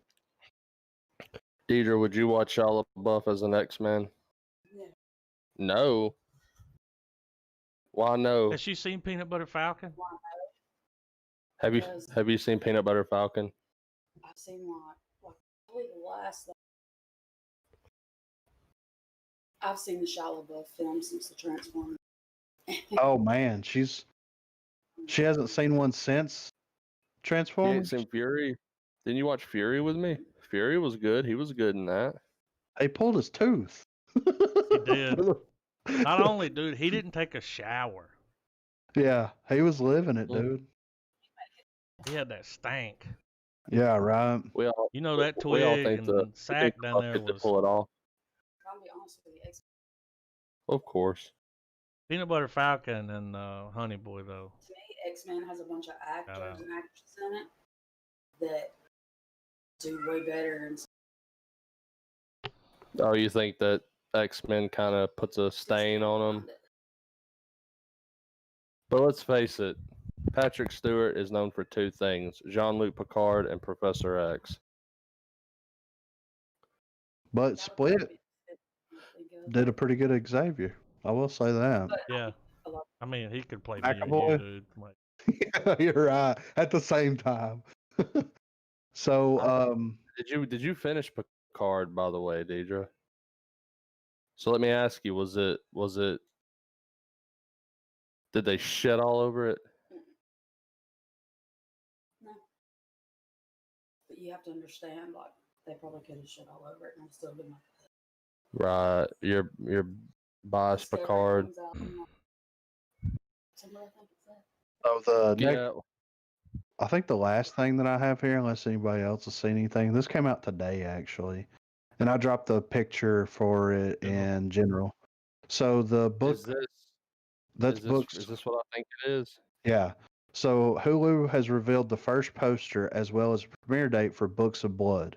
The new horror anthology movie will be adapting tales from author Clive Barker's book series of the same name. The good news for horror fans is that it will be arriving just in time for Halloween with a premiere date set for October the 7th. The poster was shared on Twitter with the following. So are we gonna get episodic versions of the Book of Blood and the Midnight Meat Train? Are they gonna retell those in the oh, series, is the or are they Midnight gonna Meat try to Train go? part of that? Yep. Okay. Well, it says here that it says step into uncharted and forbidden territory. Based on Clive Barker's acclaimed and influential horror anthology book series, Books of Blood, a Hulu original film premieres on October 7th on Hulu. Brannon Braga from the Orville is directing, marking his feature debut. Braga also co-wrote the screenplay alongside Adam Simon, which did Salem and The Haunting in Connecticut. Perhaps most interesting is that Family Guy creator Seth MacFarlane is on board as an executive producer. Seth MacFarlane is executive producing it. Yeah, So the guy that did his show was directing it. So yeah. So it says here, Books of Blood is based on a short story by Clive Barker along with contributing original material. The anthology takes audiences on a journey into uncharted and forbidden territory through 3 uncanny tales tangled in space and time. It has not yet been revealed which short story is serving as the inspiration for the anthology, or which of his stories may be tapped for inspiration on screen. So Several stories. have either of y'all watched the Book of Blood? mm-mm. Okay. Sorry, Griff. I'll let you finish, dude. No. It says several stories from books have been turned into movies over the years. These include Rawhead Rex, The Forbidden, which became Candyman, The Last Illusion as Lord of Illusion, The Body Politic as Quicksilver Highway, and The Midnight Meat Train, among others. Clive Barker, who is once held by Stephen King as the future of horror, is a prolific writer who has had a huge impact on the horror genre during his long career. His story, The Hellbound Heart, served as the inspiration for the Hellraiser franchise, which has proved to be one of the most enduring in the genre's history. The Hulu movie should serve as welcome news for horror fans. While movie theaters may be open come time for Halloween season, it probably isn't going to be like a typical year where we can simply escape to go see a horror movie on the big screen carefree. Hulu has a solid track record in this realm, having produced nearly 2 full seasons of the anthology horror series Into the Dark, releasing a full-length movie every month. Books of Blood should help fill the void this year. We should be getting a trailer sooner rather than later, and we'll be sure to bring that your way as soon as it's made available. You can check out the poster from the Hulu tweet. It's a cool poster. So if they're doing the title story, I feel like that would probably be one of the cheaper avenues, because it's essentially about a ghost hunter or an exorcist type guy, like a John Constantine type of fella, except he's a sham. He's a con artist. He's completely full of shit. But then Does he like finally run into some real shit? Well, yeah, he ends up in this area that's a cross section between reality and hell, pretty much. And his whole shtick was he would go places and he would write, write shit on him where people would be like, "Tell Ted that I'm fine," and all this shit, Well, he ends up in this area where fucking spirits start carving letters into him and turns him into the Book of Blood and all this stuff. That sounds cool. But yeah. Yeah, for sure. It was a good read. And all these stories were really short, so I could see it absolutely being a really cool anthology, Right. And I mean, if it does well, then hopefully that they'll continue adapting and then possibly having Clive Barker himself and possibly some other horror writers Maybe contributing. Jordan Peele? Yeah. Well, I mean, Surprised think he's of not involved in that. Right. Well, Oh, sorry. Oh, I was just saying it's kind of like it would be interesting if this turned into kind of like the Twilight Zone for strictly horror. Yeah. Kind of like Tales from the Black Dark Mirror, Side. Yeah, Twilight yeah. Zone-ish. Yeah, that's what I was thinking. I was thinking about Jordan Peele the other day and his movies and stuff, and I've got to give him credit because I've been pretty overly critical, but just because people praise his movies so much, like he's gotten so many like new he's the modern day Hitchcock and stuff like that. I think like some of those websites have coined him a lot of Yeah. and he. Some of his stuff is creatively different than the routes I would go, but I think that's what makes him good, obviously. Yeah. It's not what you expect. And I was just the scene it sounds stupid, but the more I kept giving it thought, I was like, dude, that's a well crafted shot, scene, moment, whatever. But it's in Us where the camera's panning from the TV and it's playing that commercial. And it's like, what has a million eyes and a billion teeth? and he starts explaining like almost like a monster being, you know what I mean, like. But then it turns into that whole happy, like, holding hands, the shit you see near the end when they're all fucking hand locked and stuff. But that shot alone was just, or that it was just so fucking eerie. Yeah. That movie was a fucking trip, dude. Yeah, which I enjoyed. I liked Us better than Get Out, personally. Yeah. Us was way better. Get Out was good. He did a really good job at building suspense in Get Out. But Us, sorry. Oh, I was just gonna say Us was like, it felt to me like the perfect amount of like suspense building and then payoff and then over the top, like, because you don't know where it's gonna go. How is all this stuff gonna kind of come together? And it does a fantastic job of doing that. Yeah, and I think the most clever thing he did with Us was be able to capture the scope of the bottom dwellers. Yeah. And really, you only see there's only like maybe 10 key actors that you're watching throughout this movie. Yeah. And at one point, just 2. You know what I mean? Yeah. For such, like, he has a minimal cast, but he was able to, by the end, have such a, like, you could, if you're into the movie and shit, by the end, when everything's going on, you're like, man, this is fucking everywhere. Like, these people are, Here's what I'll say about him. Out of the 2 movies I've seen, I think he's got a Candyman movie coming, right? He produced or something. Yeah. I'm excited for that. I'm excited for that. Man. Us and Get Out's like nothing I've ever seen. Getting some attention, man. That was always. And I always thought that was an underrated horror or an underrated slasher film. We were talking about that. We've talked about it a lot. Like, if you're gonna make a horror movie, give me something new. Yeah. I think he did that. I think the problem with Candyman was that it was late to the party because it was a product of the 90s, Yeah. Whereas by then, Jason, Freddy, fucking all that other shit that had already been out and going. Yeah, I agree. I watched this random documentary called The Vanishing World of the Sea. Yeah. I did want to hit on this. This isn't really like movie news or anything, but I've been watching. I've been watching Umbrella Academy. Oh yeah. And I've watched the first 7 episodes of the first season, and I don't know. Of Umbrella Academy. Yeah, I don't. Have you watched any of it, Trav? No, I'm. If I'm doing my TV watching right now, I'm burning through Doom Patrol. Oh, okay. Well, after Doom Patrol, I would recommend this because I don't know how true it is to the comic and all this stuff, but it's very well written, and it's basically how I feel like doing a Fantastic Four series would be if the Fantastic Four was like completely fucked up and damaged individuals. I feel like you're gonna get the same feeling from Doom Patrol. Yeah.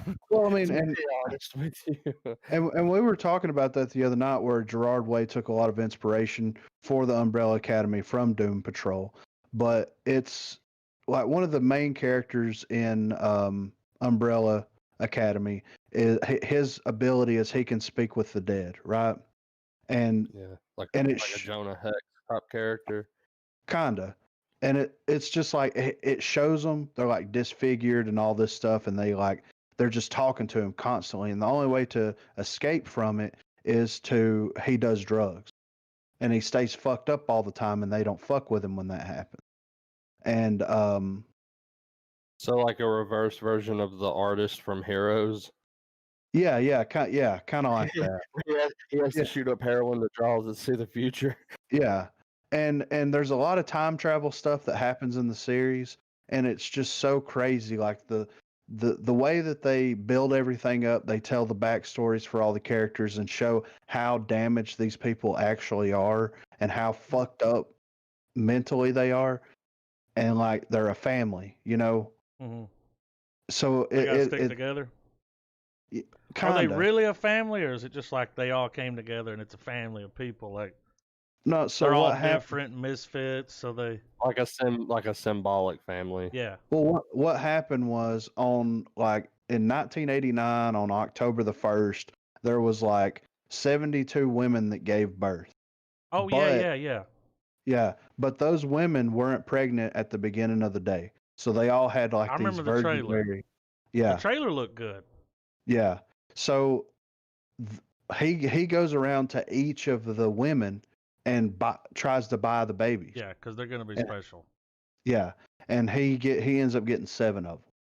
And then How many is there? like 72 of them. Oh wow. So you don't know if the rest of them are special, if they have abilities, and But they're one of out the there girls, somewhere.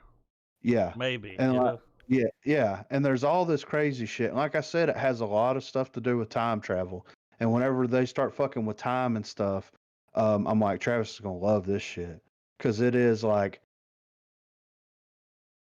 there's a corporation in the show that travels through time and keeps stuff that On makes track. stuff that makes stuff happen the way that it's supposed to. Yeah, because it's like if it doesn't, it has to happen. Yeah. Remember, I had a movie idea like that one time, like a Yeah. And that's a kind of like badass idea. Now I gotta watch it. yeah, that's one of the things. One of the big parts of the show is like this corporation that's like people are showing up and you don't know who they are or what the fuck's going on, and then like one of the characters travels forward in time, and then he can't get back in time, but he's been in the future for like he's like 50 something years old, but when he comes back to present day, he's 12. Mm-hmm. He's a 45 or a 55-year-old person trapped in a 12-year-old boy's body. Yeah. And he's like the smartest guy, but he's just some little smart ass 12-year-old running around that has like kind of like the abilities that Nightcrawler has. He can kind of teleport or walk through wormholes at will. And but yeah, it's so interesting. So anybody that hasn't watched it should check it out because it is bloody. It is very adult because there's a lot of adult shit that happens in it. Drug abuse, sex, rock comedy? and roll. Yellow comedy. It does have I some picture comedy. him having a little comedy. Well, the trailer had some. Yeah, because their interactions with each other is whenever they're not bitching at each other and like raising hell on each other is funny. Because the one guy's fucked up most of the time. He's got to be. And he's the guy. I told Adam earlier, I said, he should be cast as the Joker because he gives a performance that is out of this world. And it's so good because he goes through so many ebbs and flows and so much crazy shit happens to this guy. And on top of it, he's got the dead talking to him when he's not fucked up. And when he is fucked up, he's doing fucked up stuff. You know what I mean? Mm-hmm. So it's just, it's crazy. He's just a perfect storm of interesting shit going on at once. That one of the types of characters.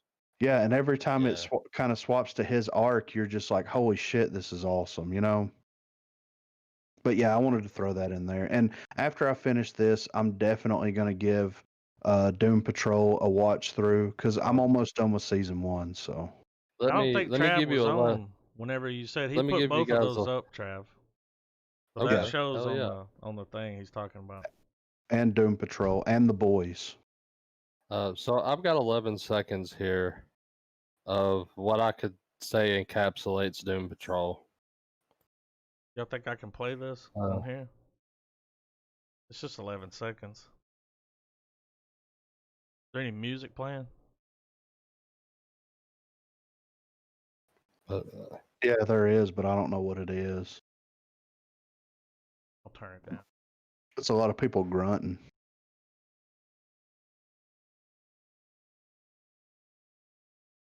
Yeah, I got it pulled up. We're gonna watch it. Yeah, maybe. Yeah, I got it just 11 seconds. All right, 3, 2, 1, play.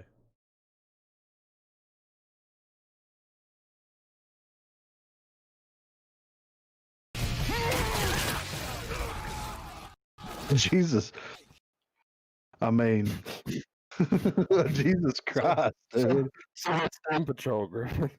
I mean, yeah, that's definitely going up next after I finish Umbrella Academy because that shit looks awesome. Brendan Fraser, dude, can't get over him in this show, dude. I love He's it. he adds so much levity to a show this show is just strange. Yeah. That's the best word for it. It is a strange show. Hell yeah. You been watching any you- series? Me? Yeah. I've been keeping up with the Corona Chronicles. What's going on with that? You know, I wish they had Yeah. an alert. Like a banner? 5 million people got it, almost 200,000 deaths. I'm out of words. Russia's got a vaccine. Oh, wait a minute. I got to tell this story. 2 weeks ago, my grandparents. Oh, it's the story. Okay. They got corona, dude. They're tested. They have it. So they quarantine. I don't see them 2 weeks.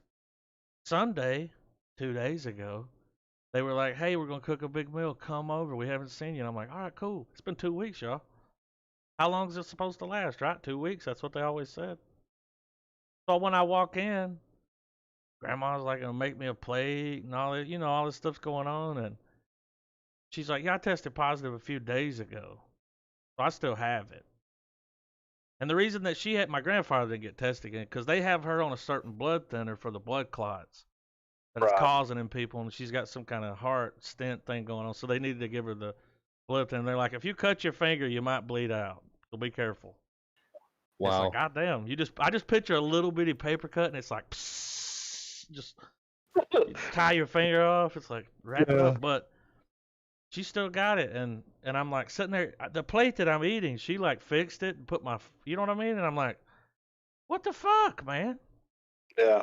So I hung out and watched a movie with him, and it was just sitting there like, I didn't have a mask on. So yeah, do you think? I just was your anxiety just through the roof? Not really, dude, because I think I've already listen, man. I've gone into the store almost every day since this happened. I didn't, before they made you wear a mask. I think I've already I had to come in contact, because they said at home and they still got it. They played cards with some people or went somewhere, and now they've got it. I don't. But I was like going out, I was like, damn, the store's empty, Wish I could get some toilet paper. Which is now back in stock. August, and now there's toilet paper again. At least here, and there's just a little. It's just a small. Yeah. But it's enough. Your boy ain't using baby wipes no more, But man, if you need coins. Yeah, right. There's a coin short. Let me ask you guys what you think about this Russian vaccine. I haven't heard anything about it. Well, the Russians, they're coming out and they're like, we got something.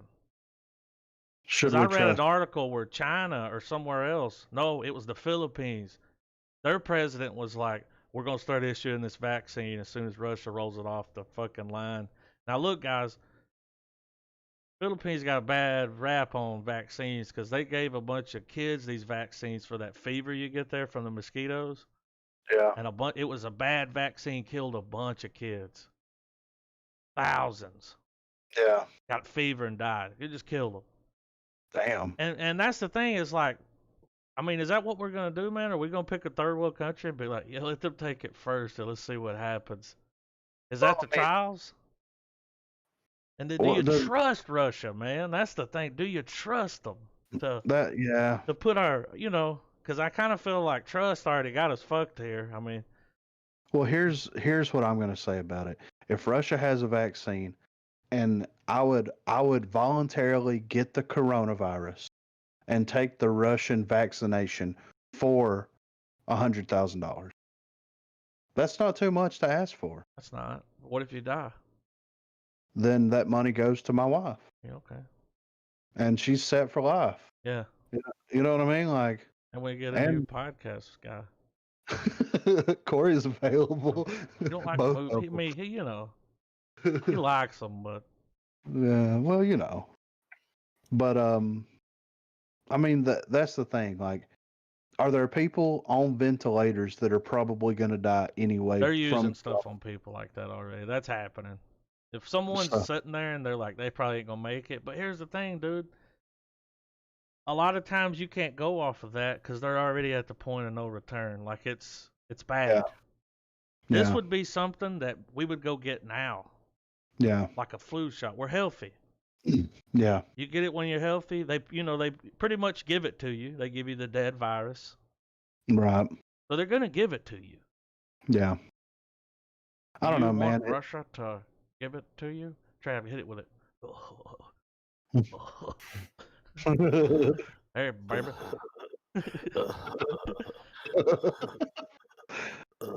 But when I saw that today, I was like, dude, if Nah, Trump's like, we'll check the The hope- virus out, the everybody's gonna be hopeful- like, he's the in with hopeful part of Russia. me, man, the hopeful part of me that wants to live in Candyland wants to think that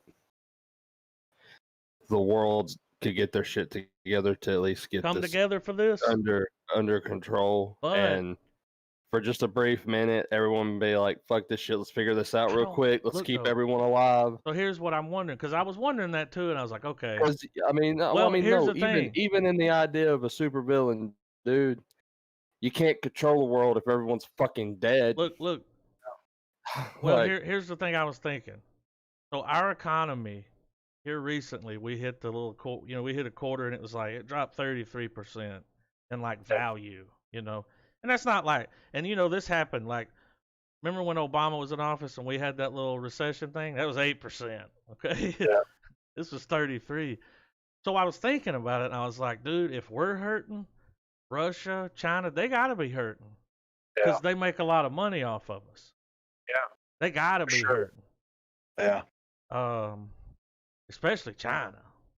I don't know what's made in Russia, but Yeah. here's the thing. I think we get a lot of. Do we buy oil from Russia? Don't they have oil? no, They don't have oil. I'm sure they do, but I don't think we buy from them, dude. I didn't know if we would buy any from because like no one's driving. There's not a lot of driving going on. But I think we. here was I the think thing we with buy the all money. our oil from the Middle East, man. Here was the thing in dollars too. That's all trade for oils in dollars. That's I could be crazy. wrong, but it's a high percentage of our purchases Yeah. from that area. probably a little cheaper. Probably where they buy theirs at too. But anyway, I just thought that was interesting. I haven't seen any good shows lately. Dr. Disrespect's back. Thank The God. boy's back. Check him out on YouTube. Yeah, and if haven't you guys are already. listening and y'all play video games, pay the $15 and download Rogue Company. You won't be.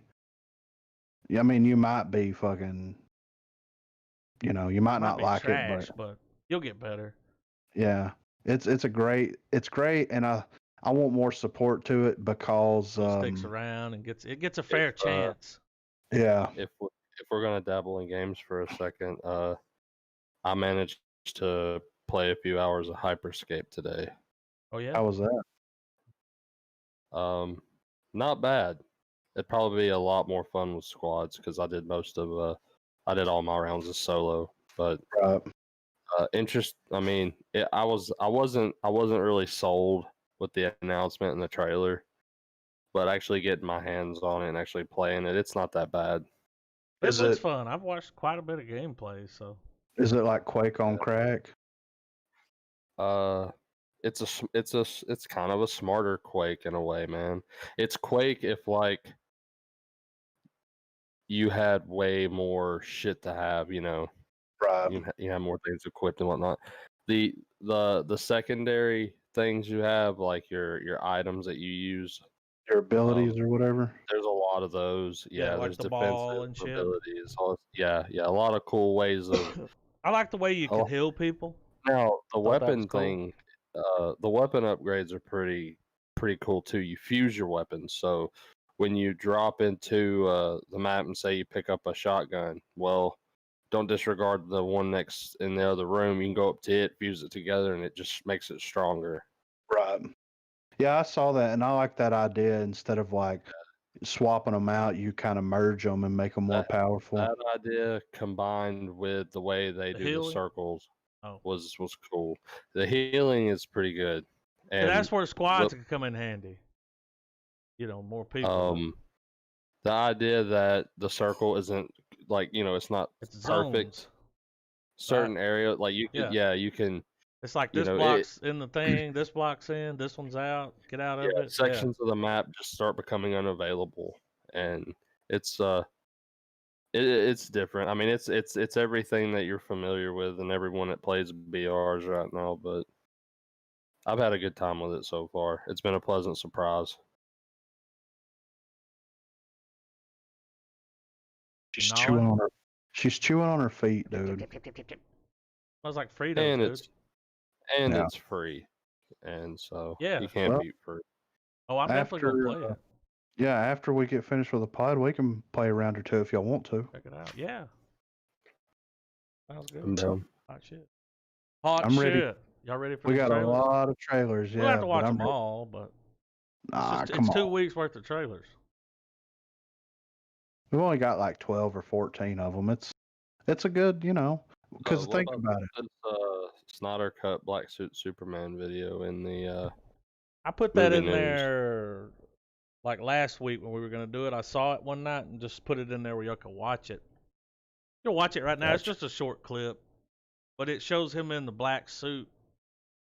I don't remember seeing him in a black suit. Was he in a black suit at all? No. No, it Yeah, wasn't. I didn't. I thought that was a cool clip. I like the suit. Yeah, that's something y'all could just click on and like check him out. Yeah, it's like Yeah. 1 minute. The clip's only like 20 Yeah, seconds. but he walks up in it. That's a cool suit, dude. I'm so excited for that fucking Snyder cut, dude. Yeah, and it's fucking coming out, dude. We're gonna get it all. Anything that got show. Oh, by the way, they're thinking about making what they were gonna do for Solo TV show. Yeah, which would be fucking amazing, on. especially if they bring fucking the dude that played Solo and Whole team back. Childish Gambino. Yeah, I'm dude. pretty sure he's already said he's doing more. He's kind of already let it out of the bag that Yeah, he's gonna be doing more Star Wars. Morlando. And he did a good job. It, Couldn't dude. have picked a better actor, dude. Yeah, that movie was great, and that would be the better place for it to exist, in my opinion, Yep. is a series because you Just- can actually tell the story that you need to tell. Yeah. They show you that, like, The Mandalorian lets you know that in the future when Star Wars, they're like, we're going to do it as a TV show, you're not worried. You're like, oh, okay, because fucking Mandalorian was awesome. Yeah, and that Solo series will be awesome as well. All the little adventures they could go on. Yeah, Never ending, dude. It's a fucking galaxy far, far away, dude. Never ending. Yeah. So what do we got first? Ava, Jessica Chastain, and Colin Farrell. So we got M. Bruges Bruges.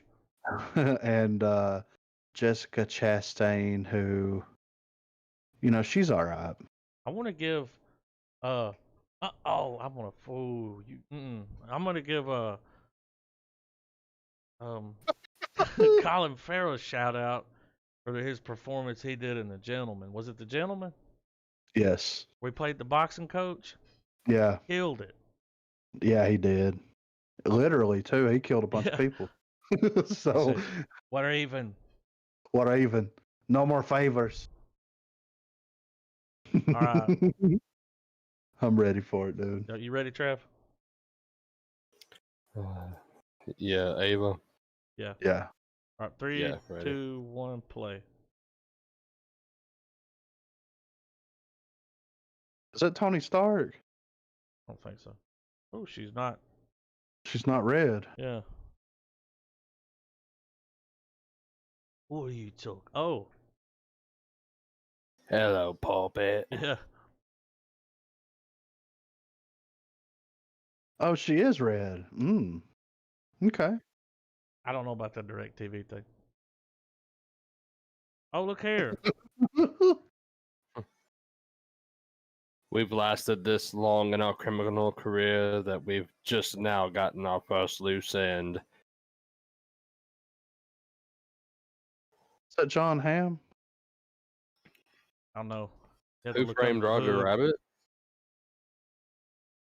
The sequel looks weird. Dude, his John acting style Malkovich is just just- genius. They had nothing to do with it.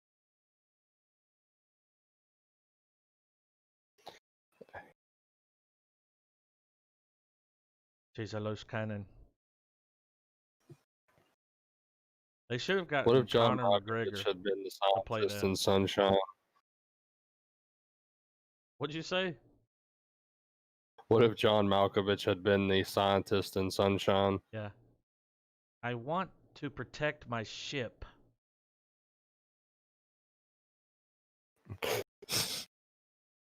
Only John I Malkovich can is gonna detonate fight. the bomb. Gonna get his ass I've kicked. told you that countless times.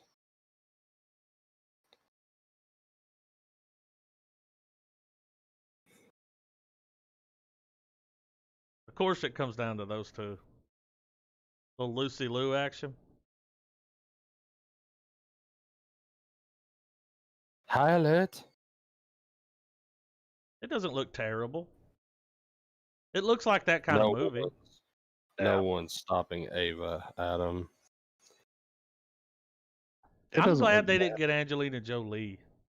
Or the chick from Resident Evil.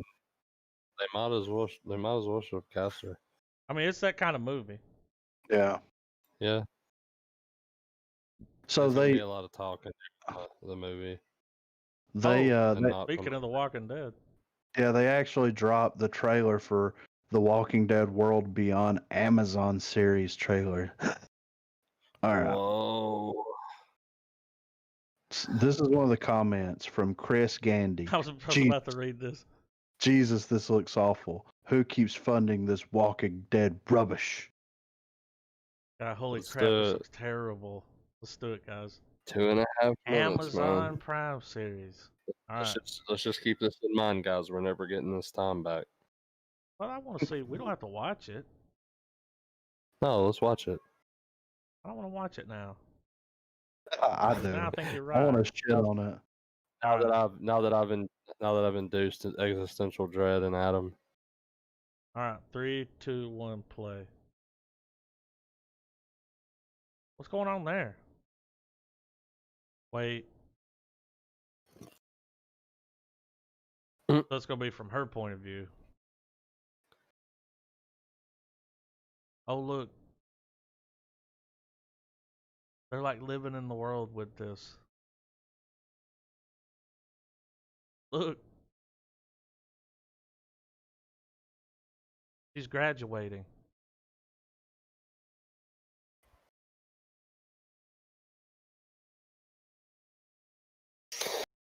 Okay. What's happening here?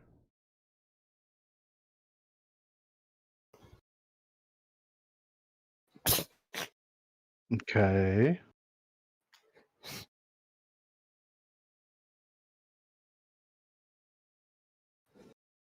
We're gonna stare at fucking So it's a kid adventure. southern tree line. They're gonna go out and try to save the dad or something.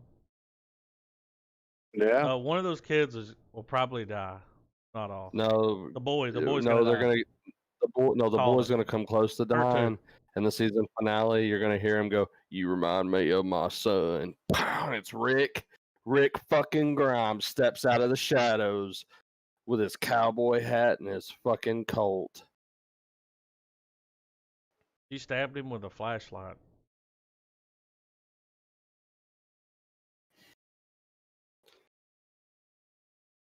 Look at that fucking. That ridge. That was a fucking. It's like something you get at like Spencer's, dude. We're not the last. We're the first. I'm a huge Mario fan. The world had to fall before they could rise. This looks like a drama, like a. This looks stupid.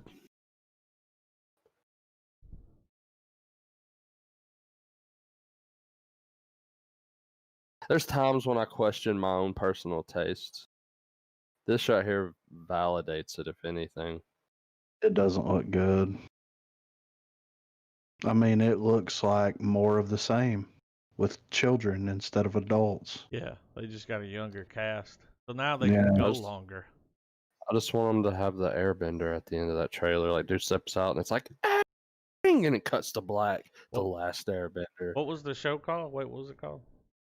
What was the Walking Dead what? World Tour? Tomorrow. What was it? It'll be like The world. season 22 because they're so young, dude. They could just go forever. Yeah. World's End, World Beyond, some stupid fucking. And is that what you were It's talking gonna about become like in the article? Was that there'll show be a coming trailer out? in the distant future. Where Or you is That's- there know, another one? one of these kids is gonna say in a dialogue, they're gonna go, "We didn't create this world, we inherited it." Yeah. No, that's a different Oh shit. There's different another show. one. So we've got Walking Dead, Fear the Walking Dead, The Walking Dead World Beyond, or World of Tomorrow, or whatever, and then a Walking Dead with dead characters from the original Walking Dead series. The Walking Dead.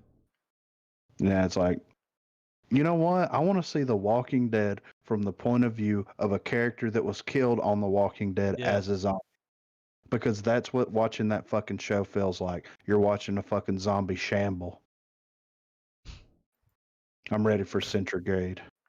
Centigrade. Yeah. 3, 2, 1, play. Oh, I say midnight. Ooh.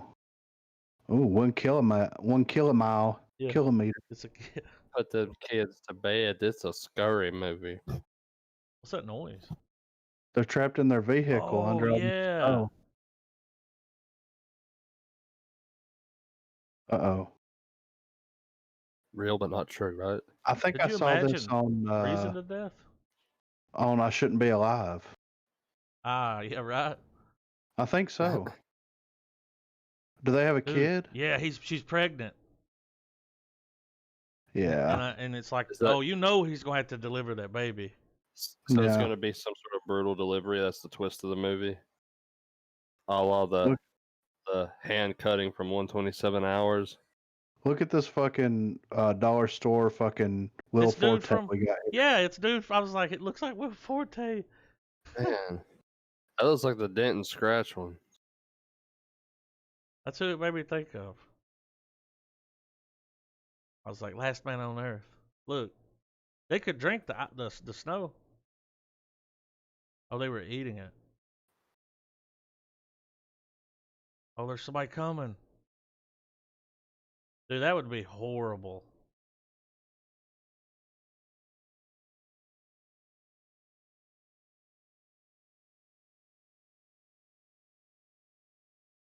He's trying to get out. He's like, you What? gotta calm down. Snow Well, madness. dude, he's right. They're trapped like miles from anything. So Yeah. if they stay in there, they'll live. Yeah. You got enough body heat that they're in a little, as the- As the ice crackled in the title thing, it should have had echoed in the background Randy Savage going, "The beat goes on. The beat goes on." Did y'all Hulk see that Hogan. picture that he tweeted out or put on Instagram? For the Hulk Hogan biopic? The biopic? Yeah. No, I didn't see Thor? that. What's his name? Hemsworth? He's playing now they got a real Hulk picture of him. Really? Yeah, and he's like buffing up for it. They tweet. It looks just like the other one. You just see his full body now. Right. I Biopic, can't wait for dude. that. That's Next, we got a Netflix movie or series called Biohackers. I think Look I at saw a this. movie like this one time. Selena, 2 weeks ago. When I grew up, German TV shows were considered the worst thing, and now I'm actually excited to see this. Oh It's yeah, got it's one- in German, I think. 1.5 thousand thumbs up. Yeah. Is German TV really that? I mean, I knew when Hitler mean, was involved, Yeah. it was. Ooh. All right, I'm ready. You ready, Trav? ready. 3, 2, 1, play. Yeah.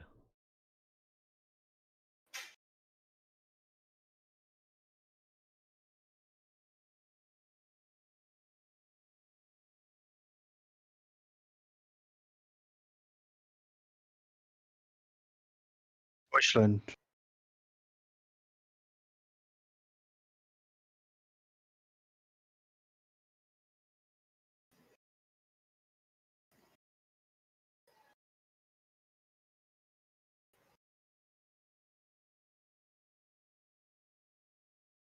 Okay. German nerds. Jerds.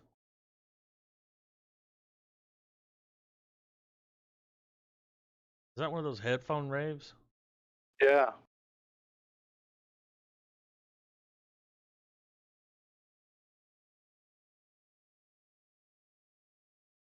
So they're gonna be working on some trippy shit here.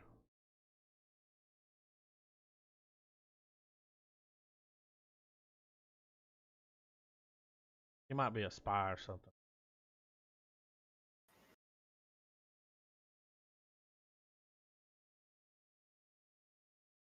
Schmazeldorf. Neats.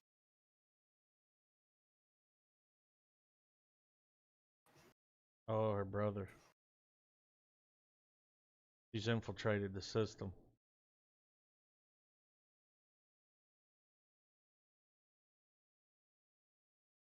So they must have did some test on her brother and fucking killed him or something, and now she's like, that's what I'm picking up here. I mean,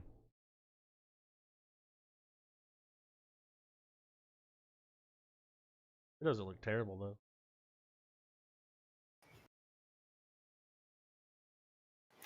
Looks like a lot of medicine and fucking. Yeah, it looks like a teenage drama. Yeah. A German teenage drama. But hey, Whip your body. Go hack your body. Biohackers. Yeah. Go hurt somebody. To do the Harlem Shake, that just cuts into that. Volkswagen. this next trailer, I want to do a comparison. See the Alright, comment? Yes, I do see that, which looks pretty fucking interesting. But I want to do a comparison of our reaction to between this and that Walking Dead trailer, Okay. since they're both zombie film or zombie things. Oh, you mean this is a zombie movie? Yeah, it's called The Pale Door. They couldn't use the Pale it gonna Horse; be- it was already a movie. No, Pale Rider. Pale Door. All right, I'm ready. Y'all ready? Sounds I'm like ready. sounds like a band from 2009. Ready? 3, 2, 1, play. Shutter. Okay. Comments look good, dude. The one said that movies like this have heart but no money. And the one guy was like Western Dust Till Dawn. Which, Howdy. that's Ellen. Is it? No, it's that guy. It kind of looked like her though, didn't it? Don't open it, dude. What's in the box?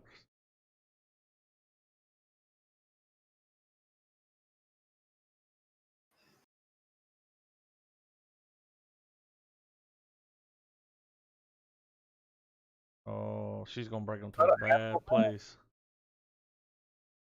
Yeah.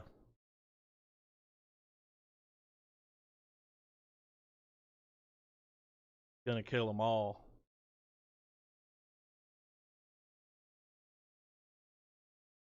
Oh That say shit! Bubba Hotep? Hotep. Yeah. Watch. They're about to fuck these dudes up, man. Yep. They look like Ernie Hudson.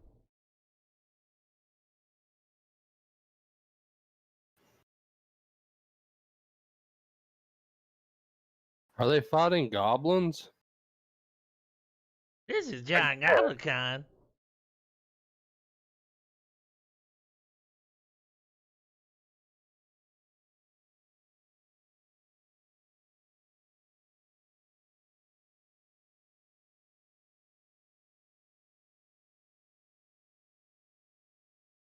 It's better than that Walking Dead trailer.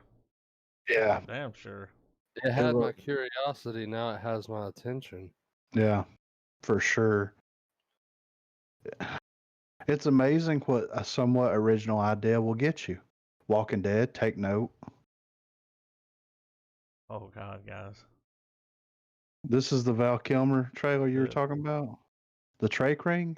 Yeah. So notice when you see him, he's always got something around his neck and he's hunched over. Like, but he's got a trach now, Trav, after he had that cancer. throat cancer. They had to give him a trach, and his voice is different. It fucked with his, of course. Vocal cords. Yeah. He did a big article about, making another movie, and he talked about all that, and that's why I read it. Right. But I'm ready. You ready? Yeah. Ready, Travis? Yeah. 3, 2, 1, play. Yeah.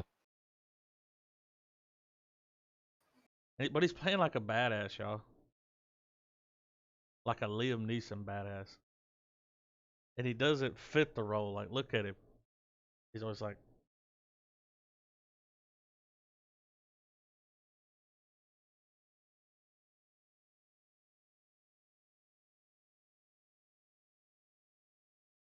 I got you.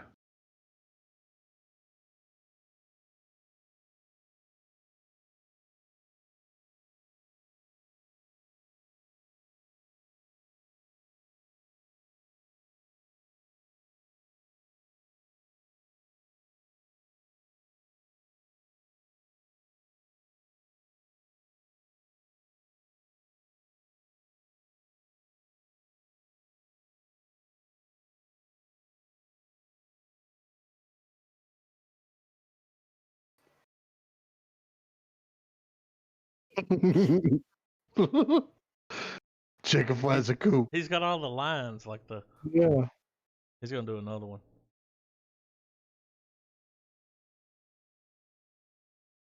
He looks rough, dude. Yeah. Kind of hate to see him like that.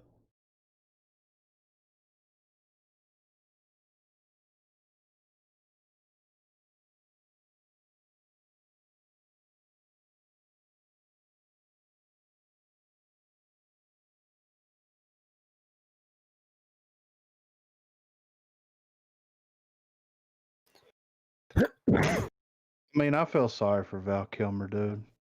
He went from Heat, the Man, Doors. sorry, man. I don't think it's shit that we should feel sorry, dude. Like, guys fucking still pumping out films, man. He's still. I will Sucks say what this happened about to him, though, him, but guys. he's still fucking doing the shit, man. Good on him, though. If you look into the way he acted on movie sets and the way he treated people, So he was an asshole. oh boy. Well, I mean, Like you wouldn't update the believe. information so I can. Well, like when they made one of the worst, like the horror stories you get from when they made Dr. Monroe. They said he was just so hard to work with. He just was an asshole on set, treated people like shit. And you get stories from a lot of movies, So when you see him get sick like that and stuff, it's like, man, you know what? He had to look back on that and be like, man, I was a dick to people, Right. like big time. Look into it, Will especially on do. that movie. Valley of the Gods. Nobody dies. It looks like The Bride.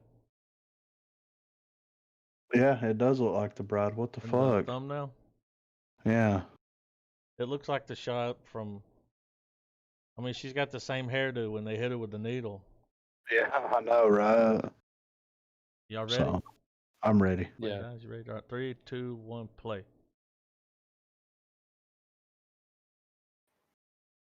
Got a lot of views. That thumbnail's what got him. Why's she killing this Okay. guy?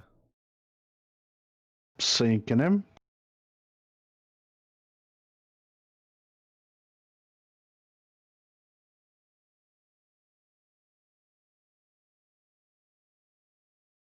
Steve Carell was busy. We've seen this trailer. Have we? I remember seeing this room.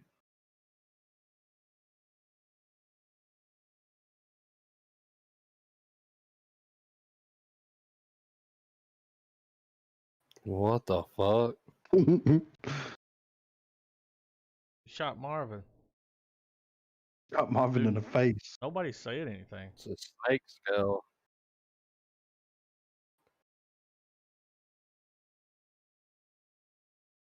Or snake skin, whatever. Hello, Mexican standoff. What? Dude, no one's saying anything. No. This is Midsummer with no context. Wouldn't it be funny if nobody speaks in the movie? Everything just happens. It's just this music for 2 hours.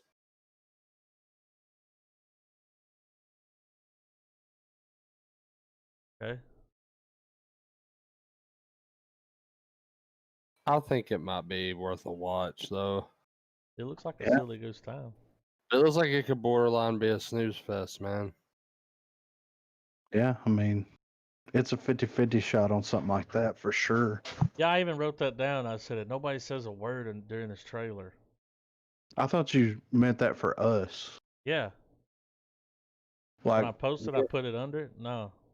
I No, thought you because meant I like, pointed we're up. not There's little supposed to arrows. talk. Yeah. But I thought you meant like we're not supposed to talk during the trailer. Oh no. Like something important is said that's like hidden or Yeah. something. I don't know. See Next what we've you got said. One of the comments for that trailer, username Benjamin Gentile. Mhm. Pepsi and Dr. Pepper, those old gods. I'm unwell Unwell Netflix. according to this. You're not crazy. Y'all ready? Yes. Ready, I'm Trav? getting there. Hold on. Just a little unwell. I like this comment. Everything is poison. Dosage makes it medicine.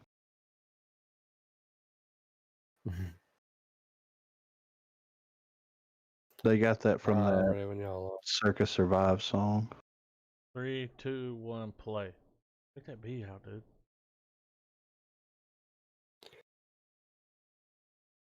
Is this a Okay. documentary? Keto.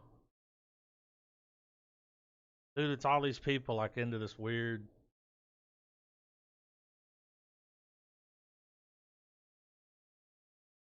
I don't believe in those essential oils, dude. But I know people that do.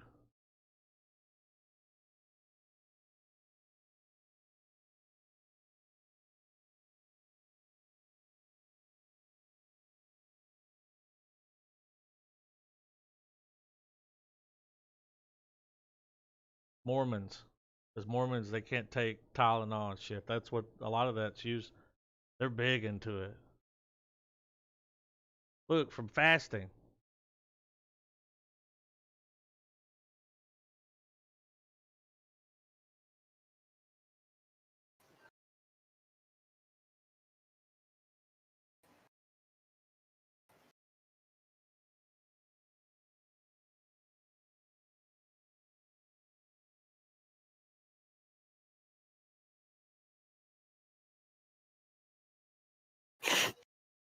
This looks great, man. This is like watching Hoarders or something. Yeah. Where you just like, people are doing this? They need Mike Tyson on here like, nobody, you don't know nothing about the frog. The toad. So it's just going to be them calling bullshit on all that stuff. I think it's more or less going to be like Showing drugs you and the different ones. yeah, I Like think it's all of going them to that be. are out there. I When they mean, started because a lot going of that. ayahuasca, I was waiting for Joe Rogan to show up. Yeah. Or I'm sure he'll DMT be or out something. He's like, DMT is a out of body experience. Is You it? don't know nothing about the toad. Give him the toad. So we got His Dark Material season 2. I didn't even know this was a show. I didn't know he But, was on it.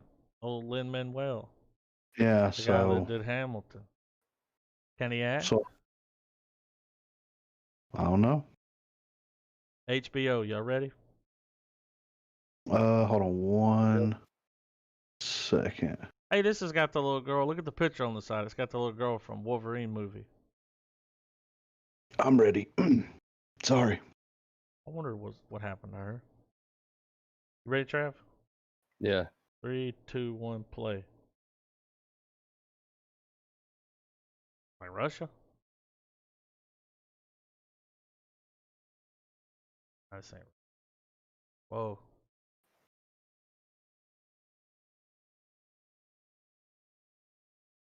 What? Steampunk?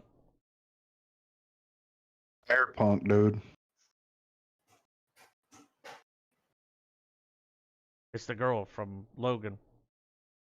This is what happened to her. This is like the sequel.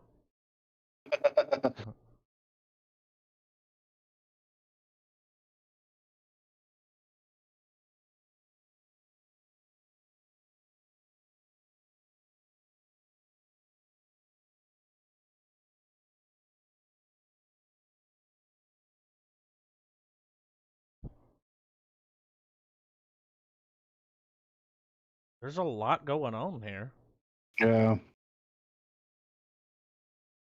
but I don't know shit about the first season.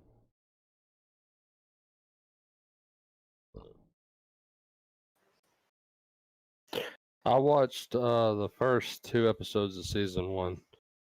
I enjoyed it. I just forgot that it was on HBO. I just forgot to finish it. But if you do, let us know how it Yeah. plays out. Let us Yeah, know. this definitely Check this scores. reignited the interest. Got 8 episodes. BBC One did it. That's from their network, and it's got a 94%. People It had like a pretty strong pilot, man. Like the way they set up the world building and stuff. So I'm gonna try to get back on it. After I watch Umbrella Academy, I'll probably throw that on. Hell yeah. We got our boy in this next trailer, Adam Devine. So guys, he's kind of doing like a jackass thing. Is he? Punking people, or yeah, it's kind of like that in this. It's like you'll see. I think Okay. that's what this trailer is. Y'all ready? Go on, Yeah. Quibi. Great Mm. job. Yeah, that's Yeah. 3, 2, 1, play.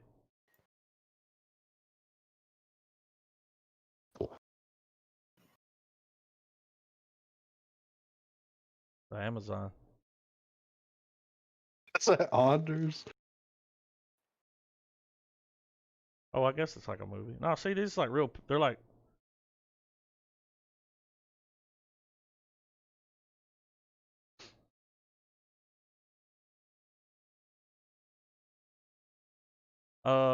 Wild Boys. Yeah. You know, which right up their alley, dude.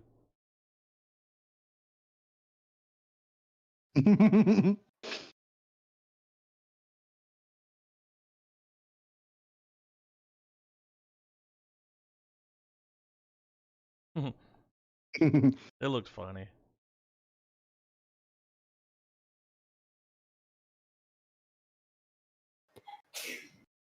I'd give it a watch. Yeah, it looks funny. I like those guys.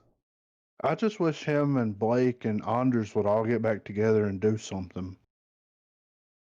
Like but a show. like, yeah, like write Yeah. something.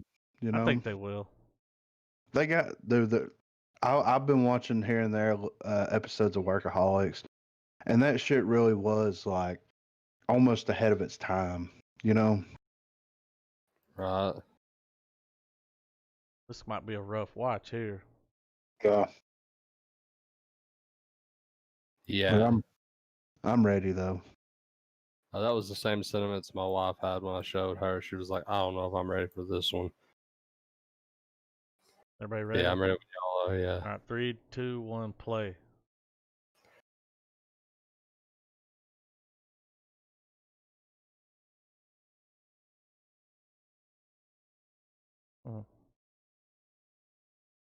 Nanu, dude.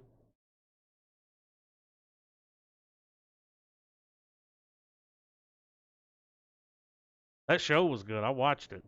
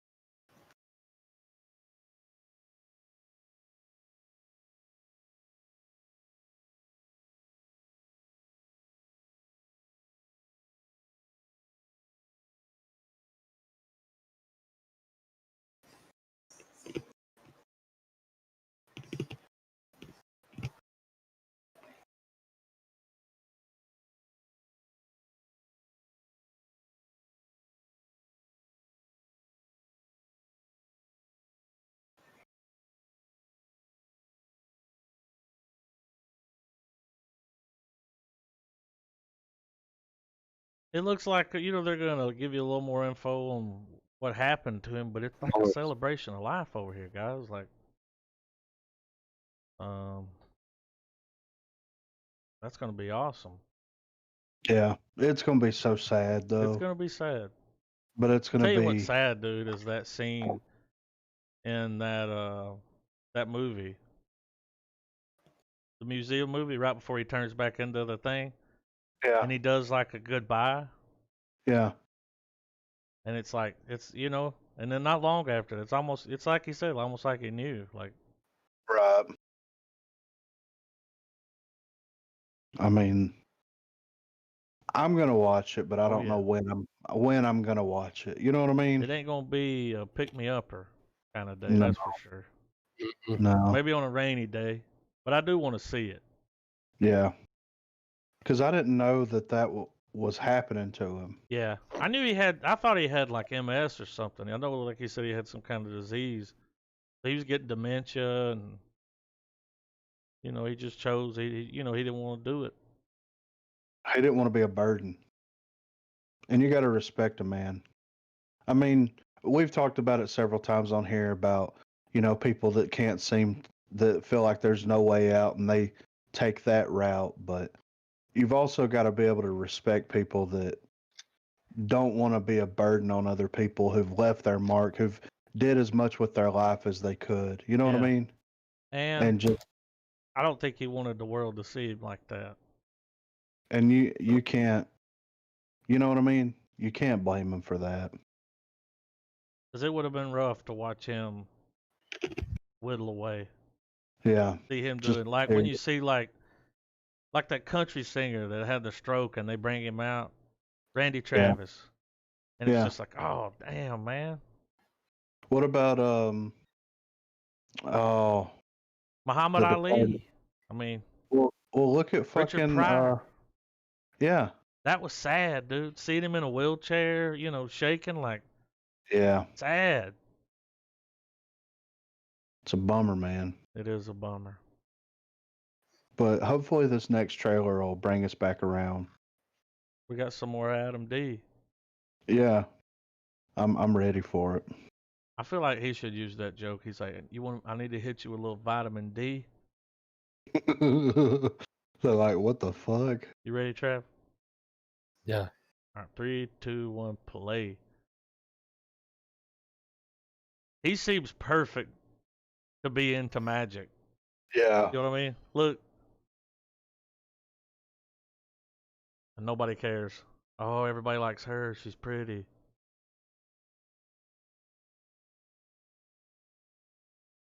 That chick from Community, right?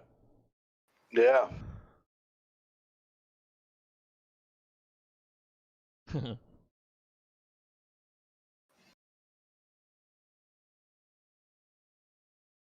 Great. It's like Magic Camp Major Pain, dude.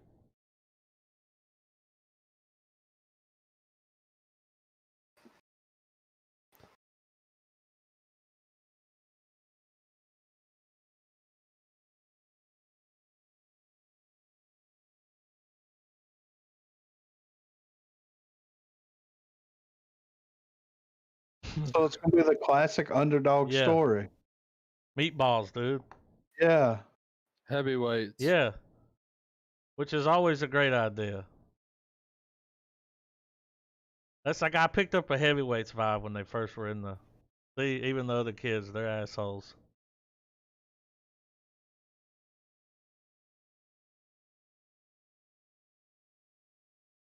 Looks like a decent family outing. Yeah. I'm cool with it, man. And he's perfect for that role, dude. Yeah, and he has really good clean jokes as well. Yeah. That's another thing about him. Like, he can be dirty or he can be clean and he still can be a righteous gemstone or Disney. Yeah. Disney divine, know. I don't know anything about this. Lucky Grandma. It looks I mean, and the trailer came out in May, y'all, but we didn't watch it. It's an indie movie. It's out. Yeah. It's available. All right. Y'all are. Yeah. All right, 3, 2, 1, play. What we get?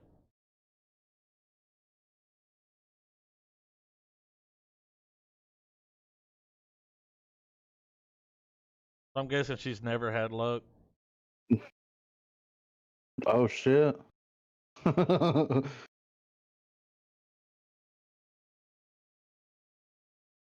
the guy kissed her, she looked at him like, because you know that's the game where everybody can bet on you.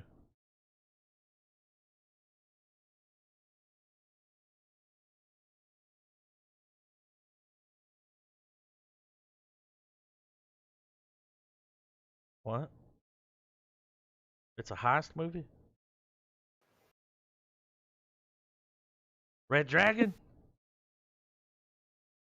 We don't negotiate with terrorists.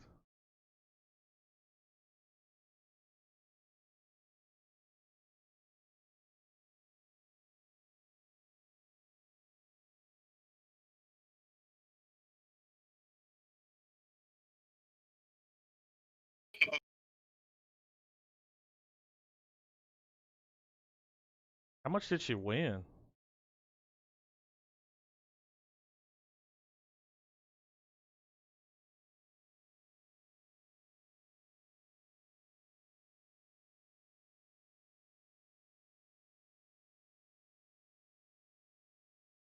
It's like if you put Billy Bob and an old lady, she's got that what you call it, bad Santa kind of vibe about her. Yeah. Looks pissed off all the time. It doesn't So look terrible. She wins big, and everybody starts coming around wanting money. Yeah. What's the money, Grandma? Red Dragon? Was it Red Dragon? It was Flaming Dragon. Flaming Dragon. He goes, take a big step back and fuck your own face. We don't negotiate with terrorists. He said, you're going to need a United Nations sanctum to stop me from coming over there. And he said, I'm talking scorched earth, motherfucker. Yeah. We don't negotiate with terrorists. And he's like, Tugger nuts. Yeah. What Tugger? He G5. says, you're telling me that you're going to give me a G5 airplane. Big dick. Swinging past your knees. We gotta watch that one sometime. We do, dude. I I'm don't think missing we've it. watched it. Oh my god. I'm ready for Seized. Same. All right. Discount Ryan Reynolds. 3, 2, 1, go. That's who it looks like in the. Yeah. British picture. Ryan Reynolds. Oh shit! That was a good shot. Aim assist. he got hacked. We have. It's Scream, dude. They got a son.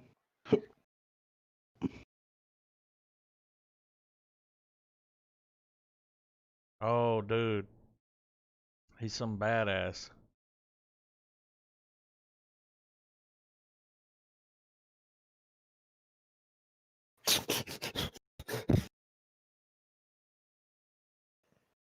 They're eating at Buena Vista.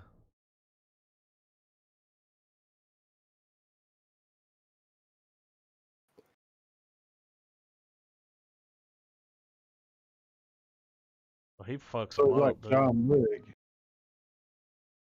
Instead of taking his dog, they took his kid. Didn't they take his dog in the first one? Yeah. He's fucking him up, dude. And they're watching it. They're probably like betting money on him and shit. It's like Running Man.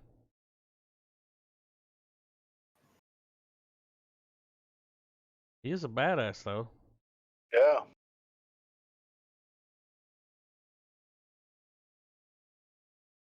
No, it's not. Bruce Lee, motherfucker. Mario Van Peebles. I know. I was like, I recognize this dude.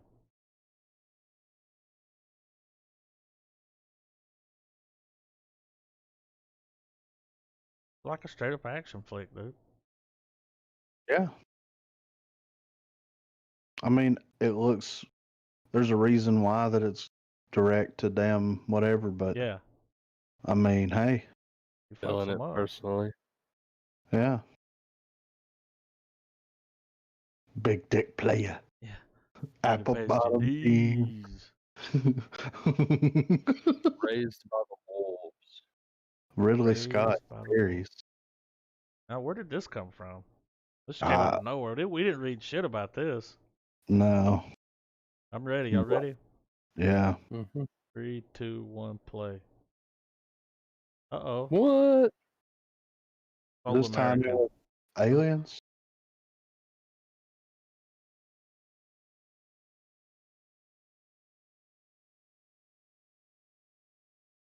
Okay.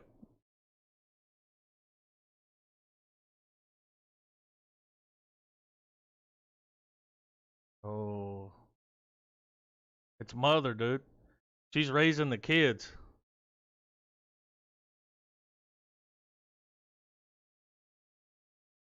They're trying to get, they're growing people. Why, though?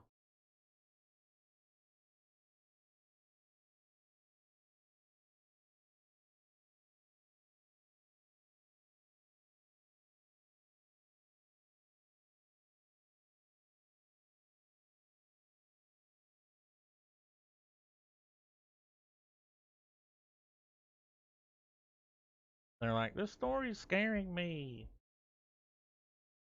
Oh, shit.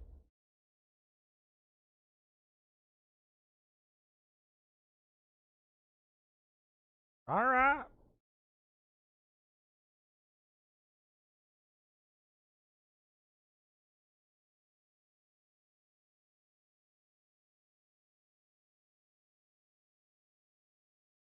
Kind of got a mother vibe, dude.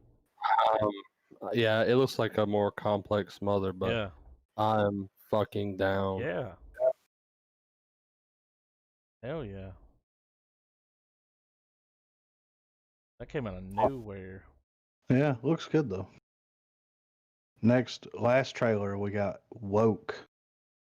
Oh my God, is this movie calling out all the woke white liberals? Sweet. Oh, All right. let's see. It is a Would you comedy series. would you consider yourself woke? Depends on what you mean by that. Depends on the situation. Yeah. Depends on who's asking. Charles. Yeah, no. I ain't that woke. I don't ever want to be. Are y'all ready? I'm ready. All right, 3, 2, 1, play. You ready, Trav? You playing? Yeah.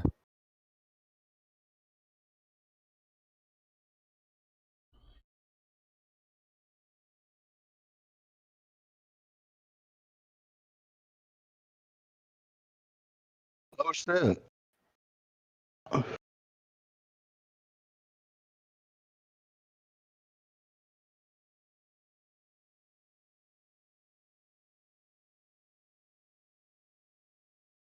Oh.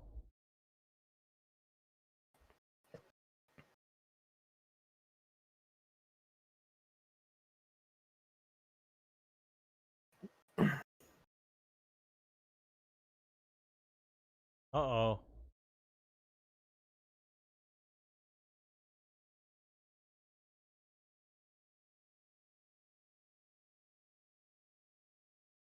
They didn't do shit to him, dude.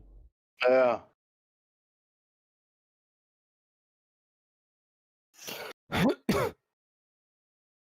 Oh, now he's woke.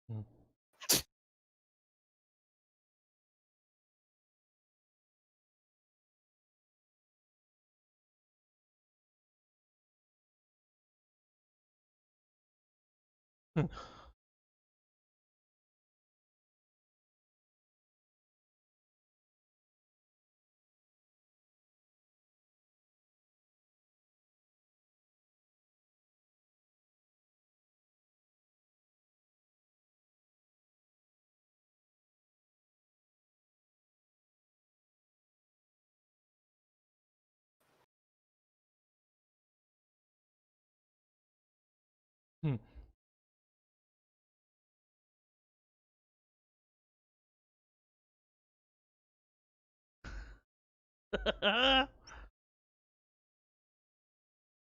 He had to say something. I got both in my room. Like, can I I get mean, some of that Molly? He's like, yes. I don't know. I don't know. I mean, we'll see. We'll I see don't know how it what's goes. going on there. That trash Yeah. can though was like, hey, Hey, you motherfucker. what to do? I'm a dude playing the dude know what he do. Y'all remember Big, what we said we would watch?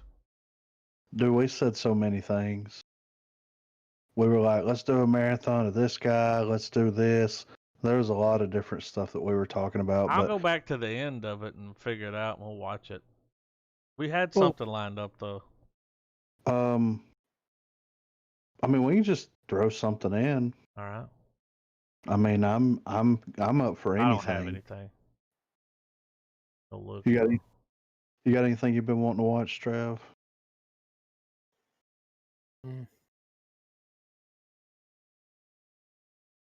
Honestly, I'm down for anything. I mean, we did sci-fi, we've been doing horror and things like that. We did a little horror here, a little horror there. So, I mean, I'm down for maybe a little action. I'm feeling some action stuff. Let's go to here. The tax collector's out. Let's go here. Let's see here.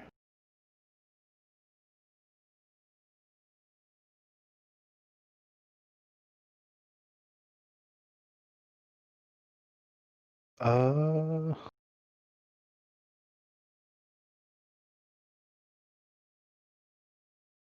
I mean, do y'all want to do Tropic Thunder next week? Oh shit, I'll watch it. I mean, I'm not opposed to it because I Yeah. haven't watched it in a minute. I'll still go back and listen to the end of that episode because we had some shit. Yeah, We ran off some titles that we did want to watch, but yeah, I'm watching. I think one of them was like a Terry Gilliam month. Yeah. And then we talked about doing some, maybe doing a series for a month, like a 3 or 4 film series, and that Yeah, was a I'm cool. I mean that's a good, action comedy. Yeah. We've been doing sci-fi and a little horror, so it's a nice contrast Yeah, man. situation. So I'm down. let's do it. I hadn't seen it in a minute too, so I I haven't was either. watching some clips on YouTube like here a while back, not too long ago. Yeah, I was watching that fucking Les Grossman clip. All his stuff is in one video online, Yeah. and it is the best 10 minutes of Yeah. YouTube. It might be the best 10 minutes Tom Cruise has, man. Like, It's close. yeah. It's very close. But yeah, man. I'm, Man. I'm gonna try. I'm gonna try to get Marina to watch it with me. Are we You gonna hadn't seen watch it yet? I don't think so. I've got it up on the server, and I think it is the extended version. They released an extended cut of it, and I Yeah. think that's up there. So Well, if hell it's yeah. not, I'll put it up there. Let's do it. Yeah, man, I'm down. Next week. Hell yeah. Tropic Thunder. Yeah, baby. Keep it